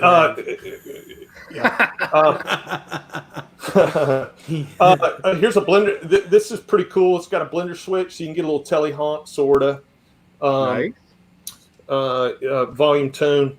It just a remarkable sounding guitar. Sounds great. Plays great. The color is called Desert Tan, but it looks like a vintage white guitar. Yeah, great guitar. I love these new tuning keys that the custom shop's putting on all these all these guitars now, they've got a really high gear ratio. You know, they're old school, so you cut the string, stick it in, and you wind it. But this guitar stays in tune really, really well. I love this guitar. Can I see the headstock one more time? A lot of fun. Yeah, man, look at that. Whew. That's got so much flame, it's on fire. Yep. Yeah, it's a lot of it. Big neck. Man, Yeah, I can tell. That might be the crown jewel of your collection right there. That might be. Well, it's nice, you know. I've played it out quite a bit. It's a fun guitar to play, and it sounds great. Sounds really great. When I think you're correct, Ben Coombs. Desert Sand. Yeah, it might be Desert Sand, Desert Tan. Yeah, Desert Sand, something. I think is what they call it. What's the weight? I don't know. I'm not very good at that. It's not heavy because it's roasted, so it's pretty dry. Right. I don't know, 7 pounds maybe. Yeah, but My sister's like, by the way, if it gets me ahead, I'm dropping all your names. What kind of head? What? So yeah, this is a great guitar, Will. Great guitar. If you're a Strat fan, you'll love it. And I love it. It's noisy. It's a noisy guitar. I mean, you hear that 60 cycle hum, but that's part of the beauty fun. of a Stratocaster. You know what? That's all the sound. That's all part of that sound. And you know what? If you don't like the noise in the Strat, you're not a Strat player. No, really. You know, because that's part of the beauty of that guitar. Yeah, it's good. You know, it's Relic. They did all that. but it looks tasteful.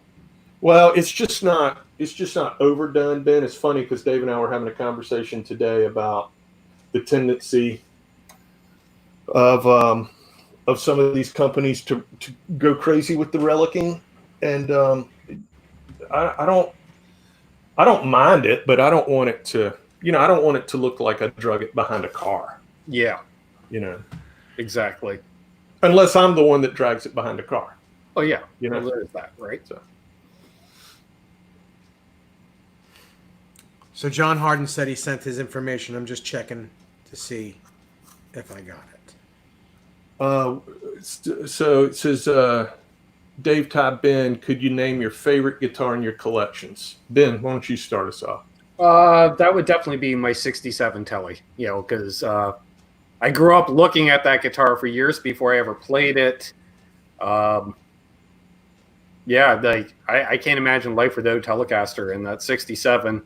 You know, as much as my dad did a face palm after he officially gave it to me, and I named the guitar Keith after Keith Richards, and he's like, "Really, really?" And it's like, "Yeah, because." And that thing, yeah, it plays great. I love bringing it out to band practices. I gigged with it for a while until I got the Mexican one to replace it. Mm-hmm. And, you know, because that's the fun thing now, you know, like all these guitar companies bring out all these relic guitars and Pawn Shop and Road Worn. Mm-hmm. You can take a classic guitar out and they just assume it's a reissue. You know, because there's no way someone's playing a 50-year-old Telly on stage locally. Mm-hmm. Yeah, okay, you keep believing it. Yeah. Sorry. That's our bass player played a 74 P bass in the band. So, yeah. John Harden, I did get your information, and just so you know, the donor of the guitar wants to be nameless. You didn't catch it because we didn't throw it. Dave, favorite guitar in your collection? ooh, My 335. That's a good one. That's the guitar I pick up every day, regardless of what I get brand new or what I have in my collection. I pick that guitar up and play the most every day. Cool. So it's my favorite guitar. Well, mine's, you know, mine kind of goes back and forth. Since it's sitting here, since it's sitting here, I'm going to grab this one.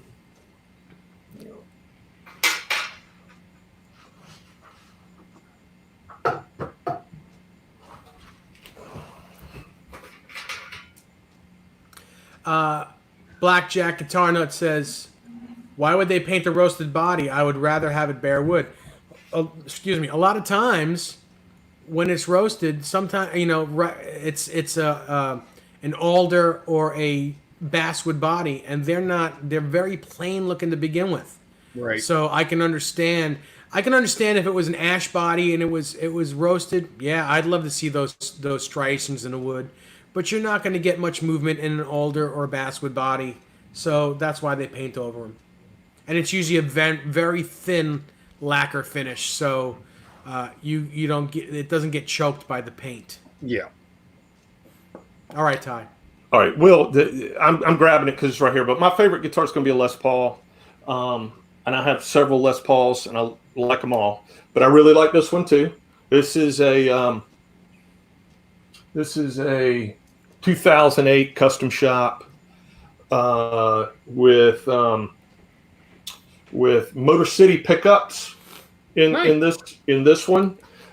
This is a hothead, and this is a black belt. I'm a hothead too. Man, this is a really great sounding guitar. It's got somewhat of a fatter neck on it. It says that it's got the 59 rounded profile. It feels a little bigger to me than that, but it's okay. It still feels good. It did come with nickel hardware, but I took all that off. This is all because I built this to play live, really. So this is all tone pro'd through here. There's an RS Guitar Works vintage wiring harness here. I mentioned the Motor Cities. It's got Grovers on it that look like these old Kluson keys, but it's a good guitar. It's a little heavy, but not terrible. It just sounds good. Yeah, it sounds good. It sounds good and plays good. You know what that guitar needs, Ty? You know what that thing needs? A chrome scratch plate, a pick guard. I wonder who that would be reminiscent of. Yes, that would need. That's the only thing that needs to be John Sykes out. Well, it's got to have the chrome rings. I thought the chrome rings, but the exposed pickup bobbins. Chrome rings, exposed pickup bobbins. And his is a 78. No, they're passive. His is a 78, I believe, and I think that when he made those records, when he did the 87 record, and I think when he did the Blue Murder records, I think he was using a Dirty Fingers in the bridge, and I think he had some sort of T-tops pickup here, but I could be wrong about that. It could have been a 57 Classic. Now I understand that the Dirty Fingers is no longer in his guitar, and that he's using some sort of 57 Classic in there, I think.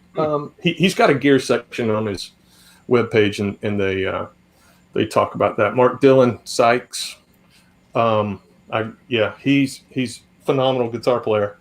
And I told Sammy Bowler this story. I mean, the first time I saw Sykes with a black Les Paul, I was like, that's what I want right there. I want that guitar. Mm-hmm. So, Will, this would be it. Cool. And Will said that he had the same year, and he would describe his neck the same way. It was the Dirty Fingers back in the day. Nice. Yeah. Very nice. Yeah, it's cool. Man, wouldn't it be nice to get Sykes on here? Yeah, that'd be nice. It'd be nice for Sykes to be playing again. It'd be nice for Sykes to be anywhere. Yeah. Yeah. But I'd love if he was here. I'm going to do a shameless plug. You Please guys do. had mentioned Sammy Bowler. I have Sammy coming back on my channel this coming Sunday. Awesome. Oh, that's great. What a wonderful dude. I love Excellent him. player. Great guy. Just a great guy. Yeah. Terrific. Terrific individual and just mind-blowing musician. Yeah. He is really doing something different. He really has taken a different approach to playing with two hands on the fretboard. It's inspiring, and his new record is just fantastic. If you like instrumental guitar music, you will love Sammy's new record. Yeah, I got a copy of his album sitting up on the shelf there. Love it. Let's see. You know what? I think Sammy uses a hot head and a black belt. Ben, you should ask him. I will. Ben, you know what I like about your backdrop, your room there? It's very reminiscent of that pedal show, and I love that. I think it looks awesome. Thank you.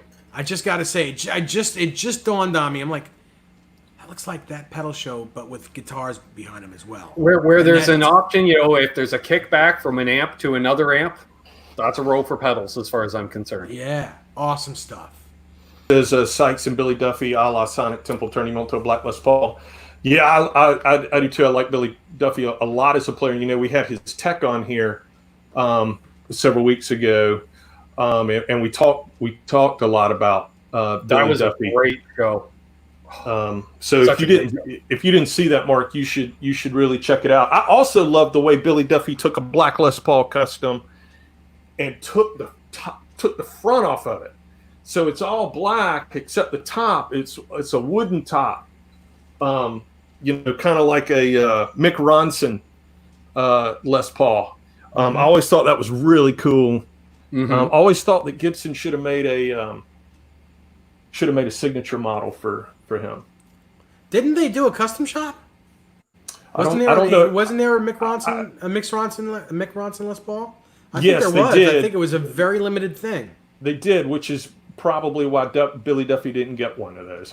I'm guessing. Yeah, I think Bonamassa has one. Yeah, I was going to say think about 10 years ago on the Gibson website, right around 2010, there was like a good 30 to 40 signature Les Pauls available. Yeah, and it was all to order, obviously. As I kept looking, I always had the guilty pleasure. I always wanted the Steve Jones model because it was a '74 white custom with the pinup girls on it. And I went, sure, perfect. That's the year I was born. I can't afford a real one. Boom. Oh, hey, listen, Jay is Jay. here. 7/8. Welcome back, buddy. Good to Hope see you're you. feeling Feeling well. better. We all hope you're feeling better and getting stronger every day. And talk about white Les Pauls. One that I would like is the one like the Edge has, a Les Paul custom with Filtertrons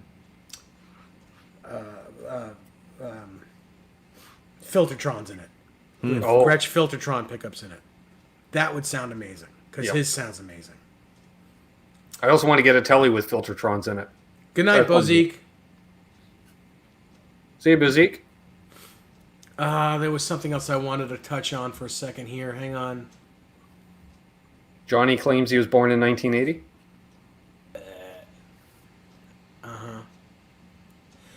Blackjack Guitar Nut says, Dave, when is the big day? If you're talking about my wedding, unfortunately, because of COVID-19, we have to reschedule the party, the reception.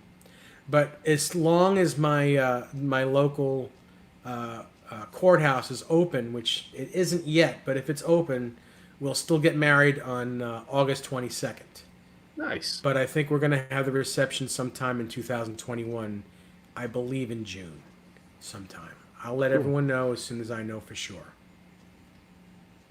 And thank you for asking. Oh, so Terry 3Gs, he's got some information. He said he actually talked with Billy 4 or 5 years back on Facebook when he showed off the pre-release signature LP custom that Gibson kiboshed 3 days before its release. So I'm curious, Terry, was it a black custom or was it the black with the wood top?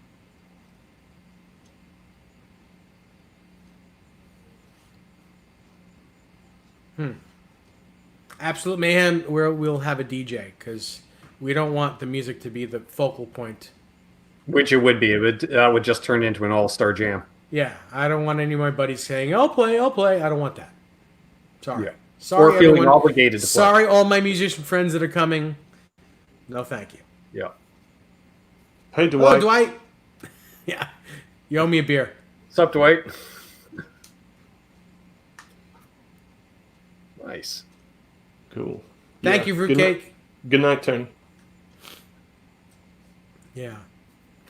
So we're approaching the 9:45. Yes. We're going to probably start winding down a bit. Anyone have any more questions for any one of us? Does anyone want to see any gear? Does anyone want to ask us anything not too personal? We'll be happy to answer. You can ask if it's personal. Doesn't mean we're I gonna would answer like it. I would like to see the last guitar in Ty's boat there, even though he's shown am I right? He's Right shown here? it a couple times, and I still love seeing it. I showed it last week. I know. Then I know what it is, and I want to see it too. I'd love to see that in every video. All right, hang on just a sec.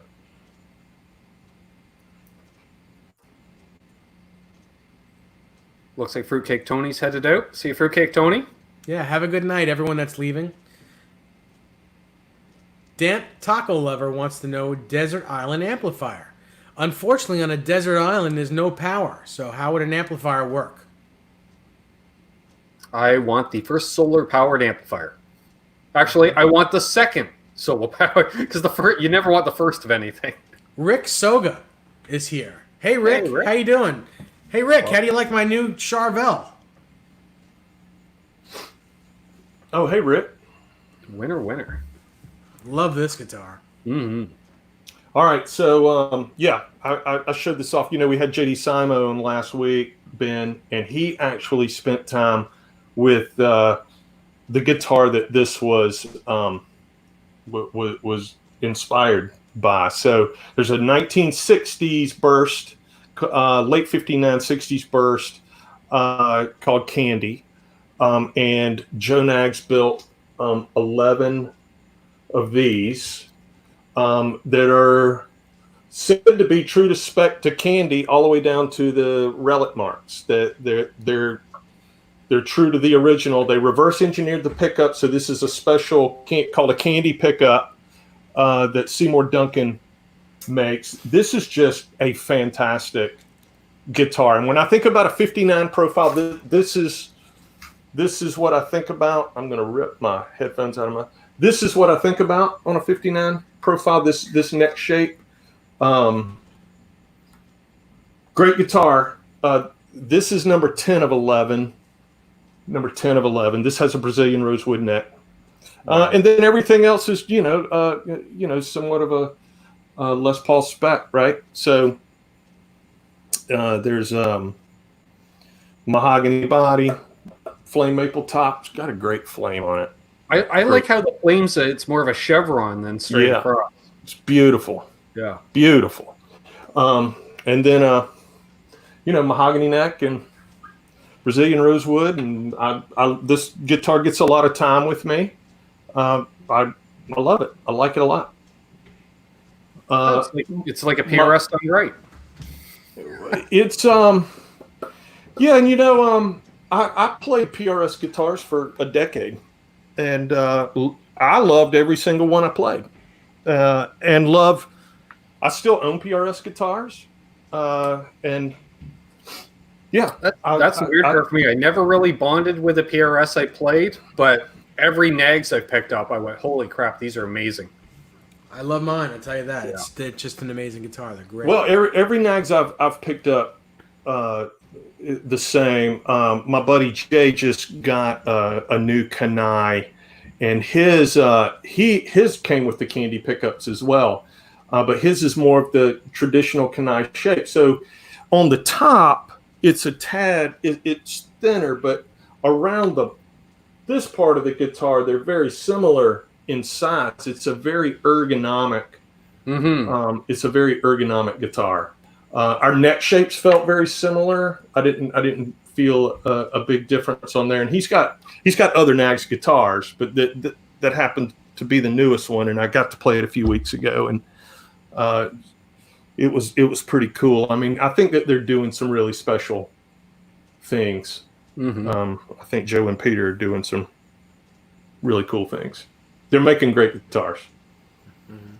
I want to get out, but I bought this. This is a virus guitar, really, because I bought it when we were under quarantine, and Dave told me about it, and told me that it was for sale, and I bought it from a terrific owner, and yeah, so it's not had any. There's no stage time with this guitar. I'm looking forward to hearing what it sounds like in a live environment. That's what they want to do is get a band back together and start playing. I just even missed that, Tuesday night woodshedding. Let's run down some new songs. Yeah, I miss the energy of just being in a room with other musicians and yeah, I miss it badly. And I don't know about where you guys are, Dave. I'm sure you guys aren't having any shows or anything like that. No, but we're not. Well, actually, we're not either. That's not necessarily true. My buddy Dennis, who is the first show alumni on this program, has been doing some trio gigs for a minimal amount of people for the past 3 weeks, and he's doing he's gigging again, but not doing full bands and certainly not doing over 50 people. So we're getting some gigs are coming back here, but only outdoor gigs. Yeah, it's outdoor. His stuff is outdoor. So like a lot of stuff going on. I don't know, like if a farm that has a vegetable stand area and they're doing some kind of a harvest thing, although it's a little early for harvest, but some kind of summertime celebration, they'll bring in a live band to play, and just as long as everyone's aware of the situation, wear a mask and it's good to go. Because fortunately around here we're pretty much. Toronto is behind us because it's sort of like New York City in that respect with population density. But if everything stays on course by next week, we should be pretty much 90% back to normal. Mm-hmm. Oh well, that's great, man. Yeah, that's great. Look, a lot different here, and had what I thought was going to be a pretty busy spring and summer, fall. There's some fall things that are still on the calendar, but very, very unlikely to happen. And they're outdoors. They're, smaller, mid-size type things. And, but I would like and it's weird. Like even with the bars starting to reopen around here, there is no live music in the bars. And even like Toronto, they said that through the rest of this year, they're going to allow bars to open, but they're not allowed to have live entertainment. And I thought, well, that's a bit of a kick in the can. Like, why can you be open, but you can't have live entertainment? Yeah. That's true. Yeah. Oh, well. Ben Tom, when you have a moment, email me. I need you to email me. Just say hi and give me your email address. Email me at dnrwb5150aol.com. I need to talk to you after the show. Also, something's been on my mind, and I can't let it go. Johnny Bean, man, kind of crossed the line there when you said you wanted to see me stand up. That's not cool. Gotta say. Been bothering me a bit. And that's all I'll say about it. So we're going to do something special very soon, and well, that's a very nice way to welcome Krellbar into the chat, Ty. Hey, Krellbar. Nice of you to join us. You missed the guitar giveaway, buddy. Hey, Krellbar. We're going to be anyone here and subscribe to Dave's YouTube channel will have an opportunity to participate in a live feed like this. Dave and I we're gonna start a show where we feature you guys. Absolutely. From the chat to come and join us live and do what we just did. Talk about our gear, talk about your favorite guitar, what you like to play, and just tell us all a little bit about yourselves. It's open to anybody that wants to participate. Obviously, there are limits to how many people can be featured at one time, so we'll have to be careful and do some scheduling and that type of thing. But we look forward to involving you into more of this content. Yes, and Ben Tom, that's the reason why I want you to get in touch with me. I wanted you to be on the first show, one of the guys. Cool. I'll be watching that. Yeah, Ben Tom's a great guy. He's got some great stories, and he's got some great gear, and he knows his gear. I talk to that guy almost every day, always picking his brain on something. Cool. Yeah. Very cool. Get him to talk plexis. He loves talking about plexis. I would like to cool. just see some of his gear. He, Yeah. you know, he says he's got a lot of cool gear. I'd love to see some of it. You know, I'm always into looking at other people's gear. And I did Yeah, say the only gear. guy I know that has a full stack in his bedroom. I thought you were going to Wow. say a full stack in his pants. I was about to die laughing. Oh my god! Yeah, but Well, it is absolutely, also see, he's got some cool gear, and I would love for it to be on social media, man. I always love looking at new gear. Yeah.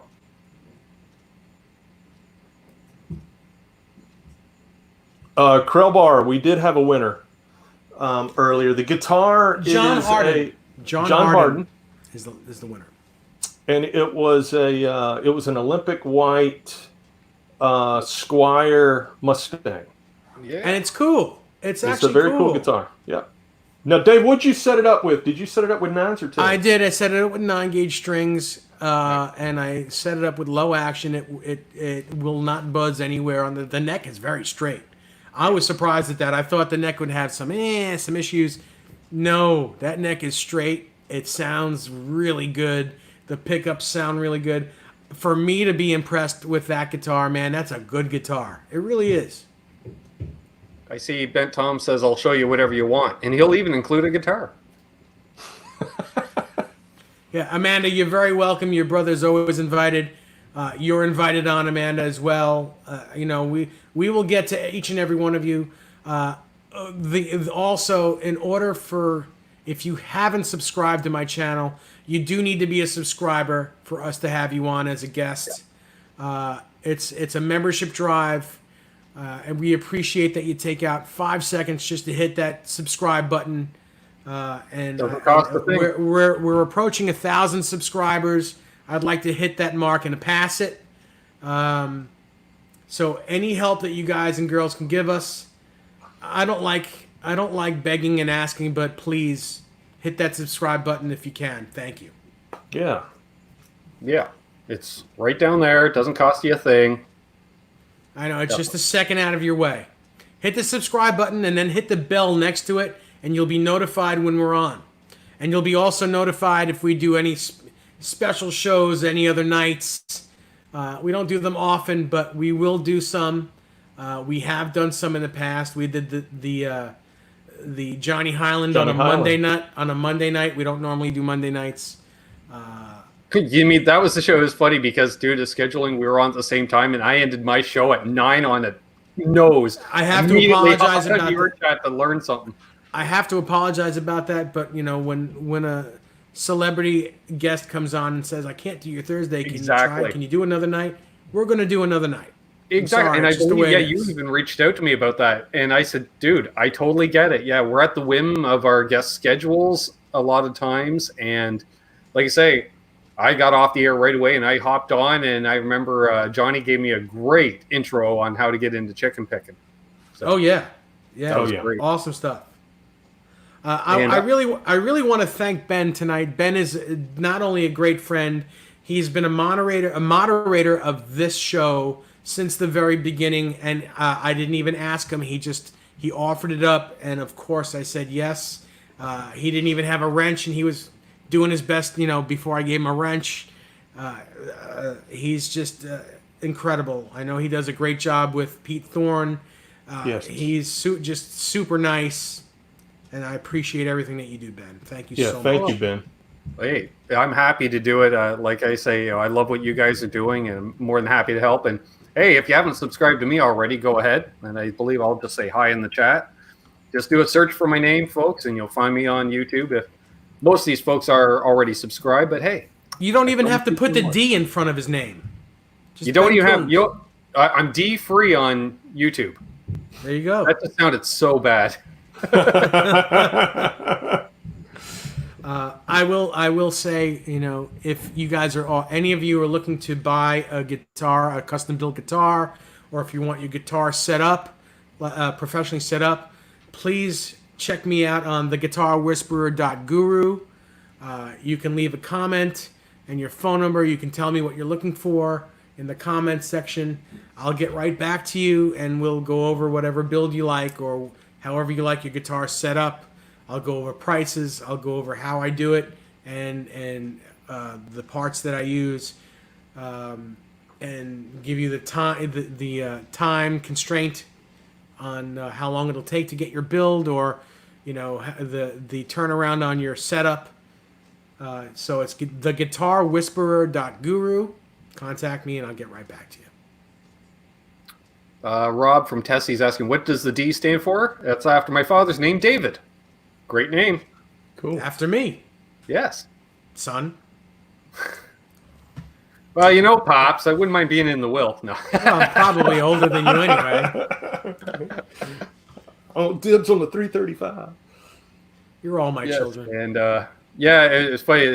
Crowbar mentioned so moderator to the stars. Like, I just spend a lot of time in YouTube live chats, and I think fortunately, a lot of fellow YouTubers decided, usually when you see a fellow YouTuber in the chat, they know how to moderate one, and as a result, I think I'm a moderator now on about 40 to 50 guitar channels on YouTube as a result. Mm-hmm. Which is fine because, like, I enjoy it. Like, if you guys are like, hey, you need to check out this video by this guy, I can search it out. I can paste a link in the chat for you guys, and it just saves you from having to do it.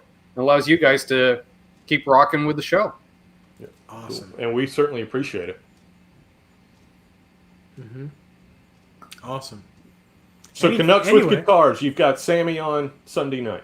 Yes, I do the Sunday night hang on Sunday nights, which after 2 years of doing hangouts, I finally just called it the Sunday night hang because we just hang out and talk gear. And then the Canucks with Guitars live Q&A every Monday night, where answer questions, play music live on here, taking requests to the best of my ability. And if I got a new piece of gear in, we'll try it out live on the air, and then posting demos as well a couple times a week, and repair and setup videos as well, and all kinds of stuff. You just try to cover. It's like being in a band. You got to have your hand in about 10 different things to find any kind of success or growth, and so that's what we do.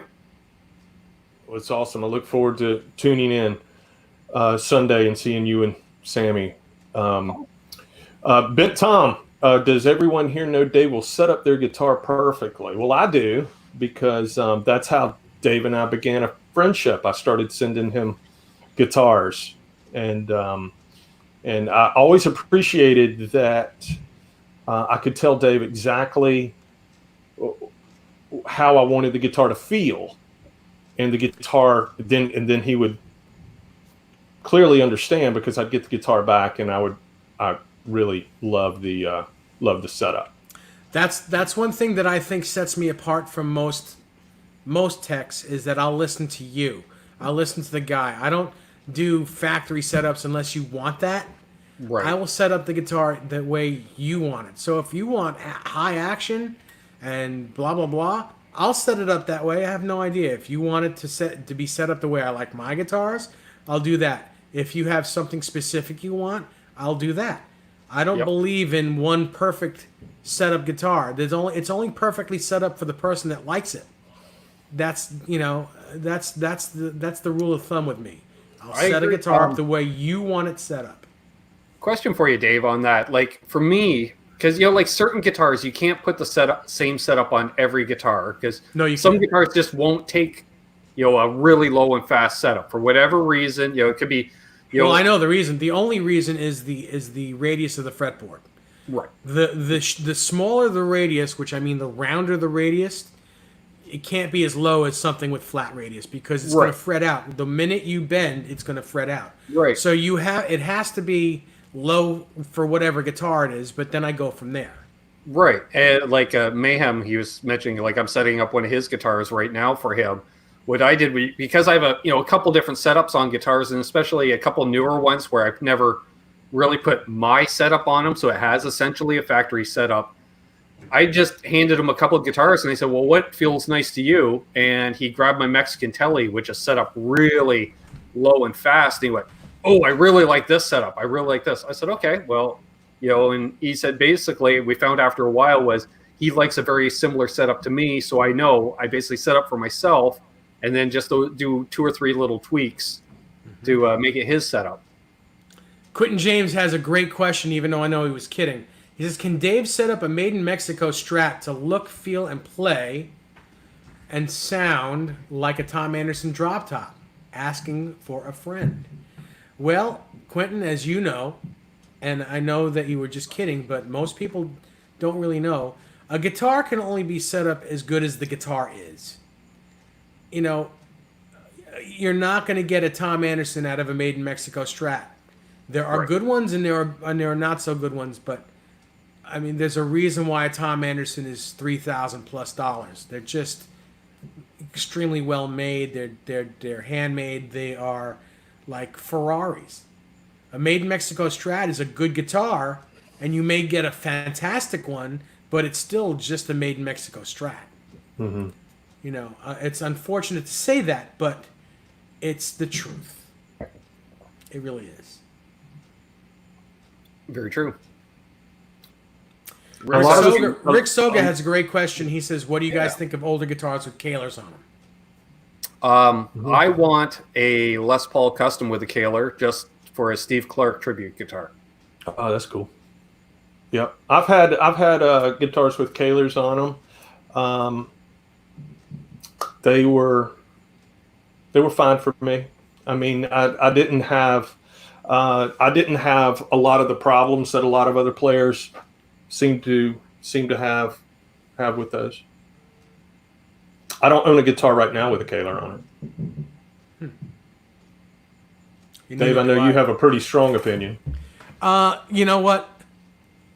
Kahlers are good if you're going to use them like, and I said this before in another video, if you use them like a Fender, like an original Fender tremolo, and you're just going to waver it a little bit, you know, like that, Kahlers are great. But if you're going to wail on them like you do on a Floyd Rose, they don't react the same. They don't stay in tune.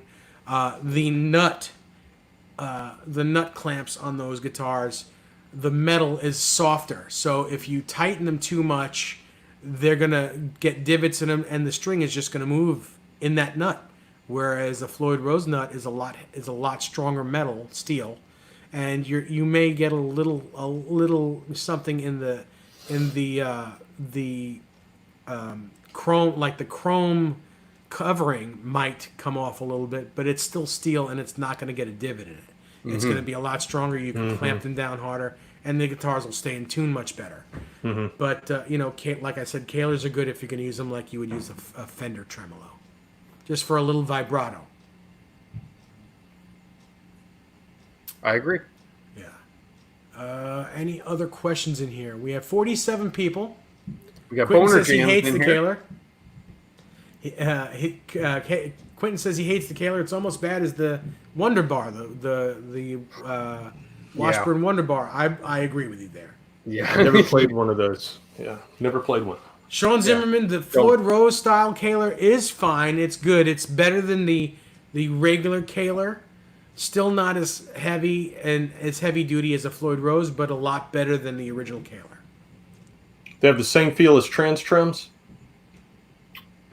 Trans Trem is something totally different. It's something, you can't compare that to anything else. Right.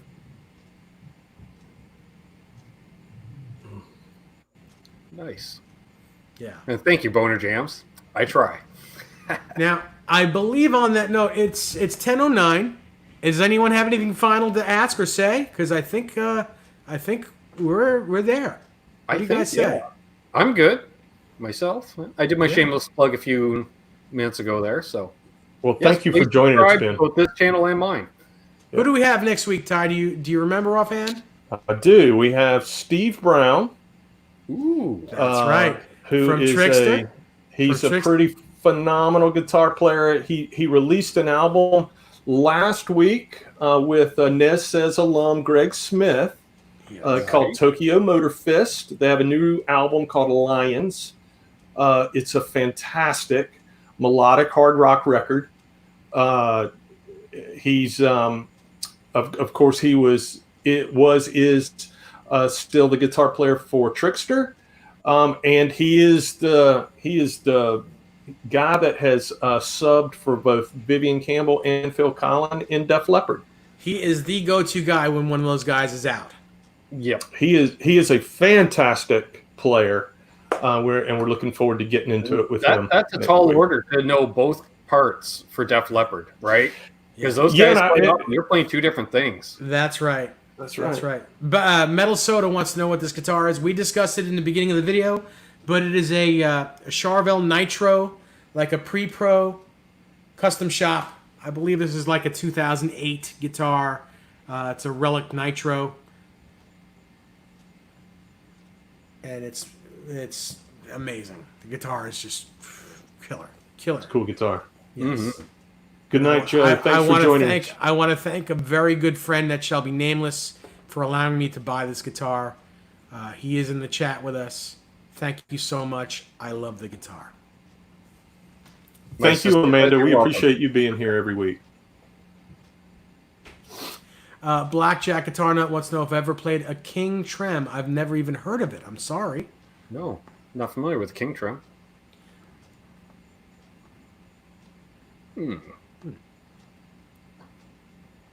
Anyway, Yeah. I think that's it for the night. Ben, thank you so much for being with us. We'll definitely have you on again. And Definitely again, a pleasure. thank you for being the umpire in the chat every week, if you will. And Ty, again, thank you so much.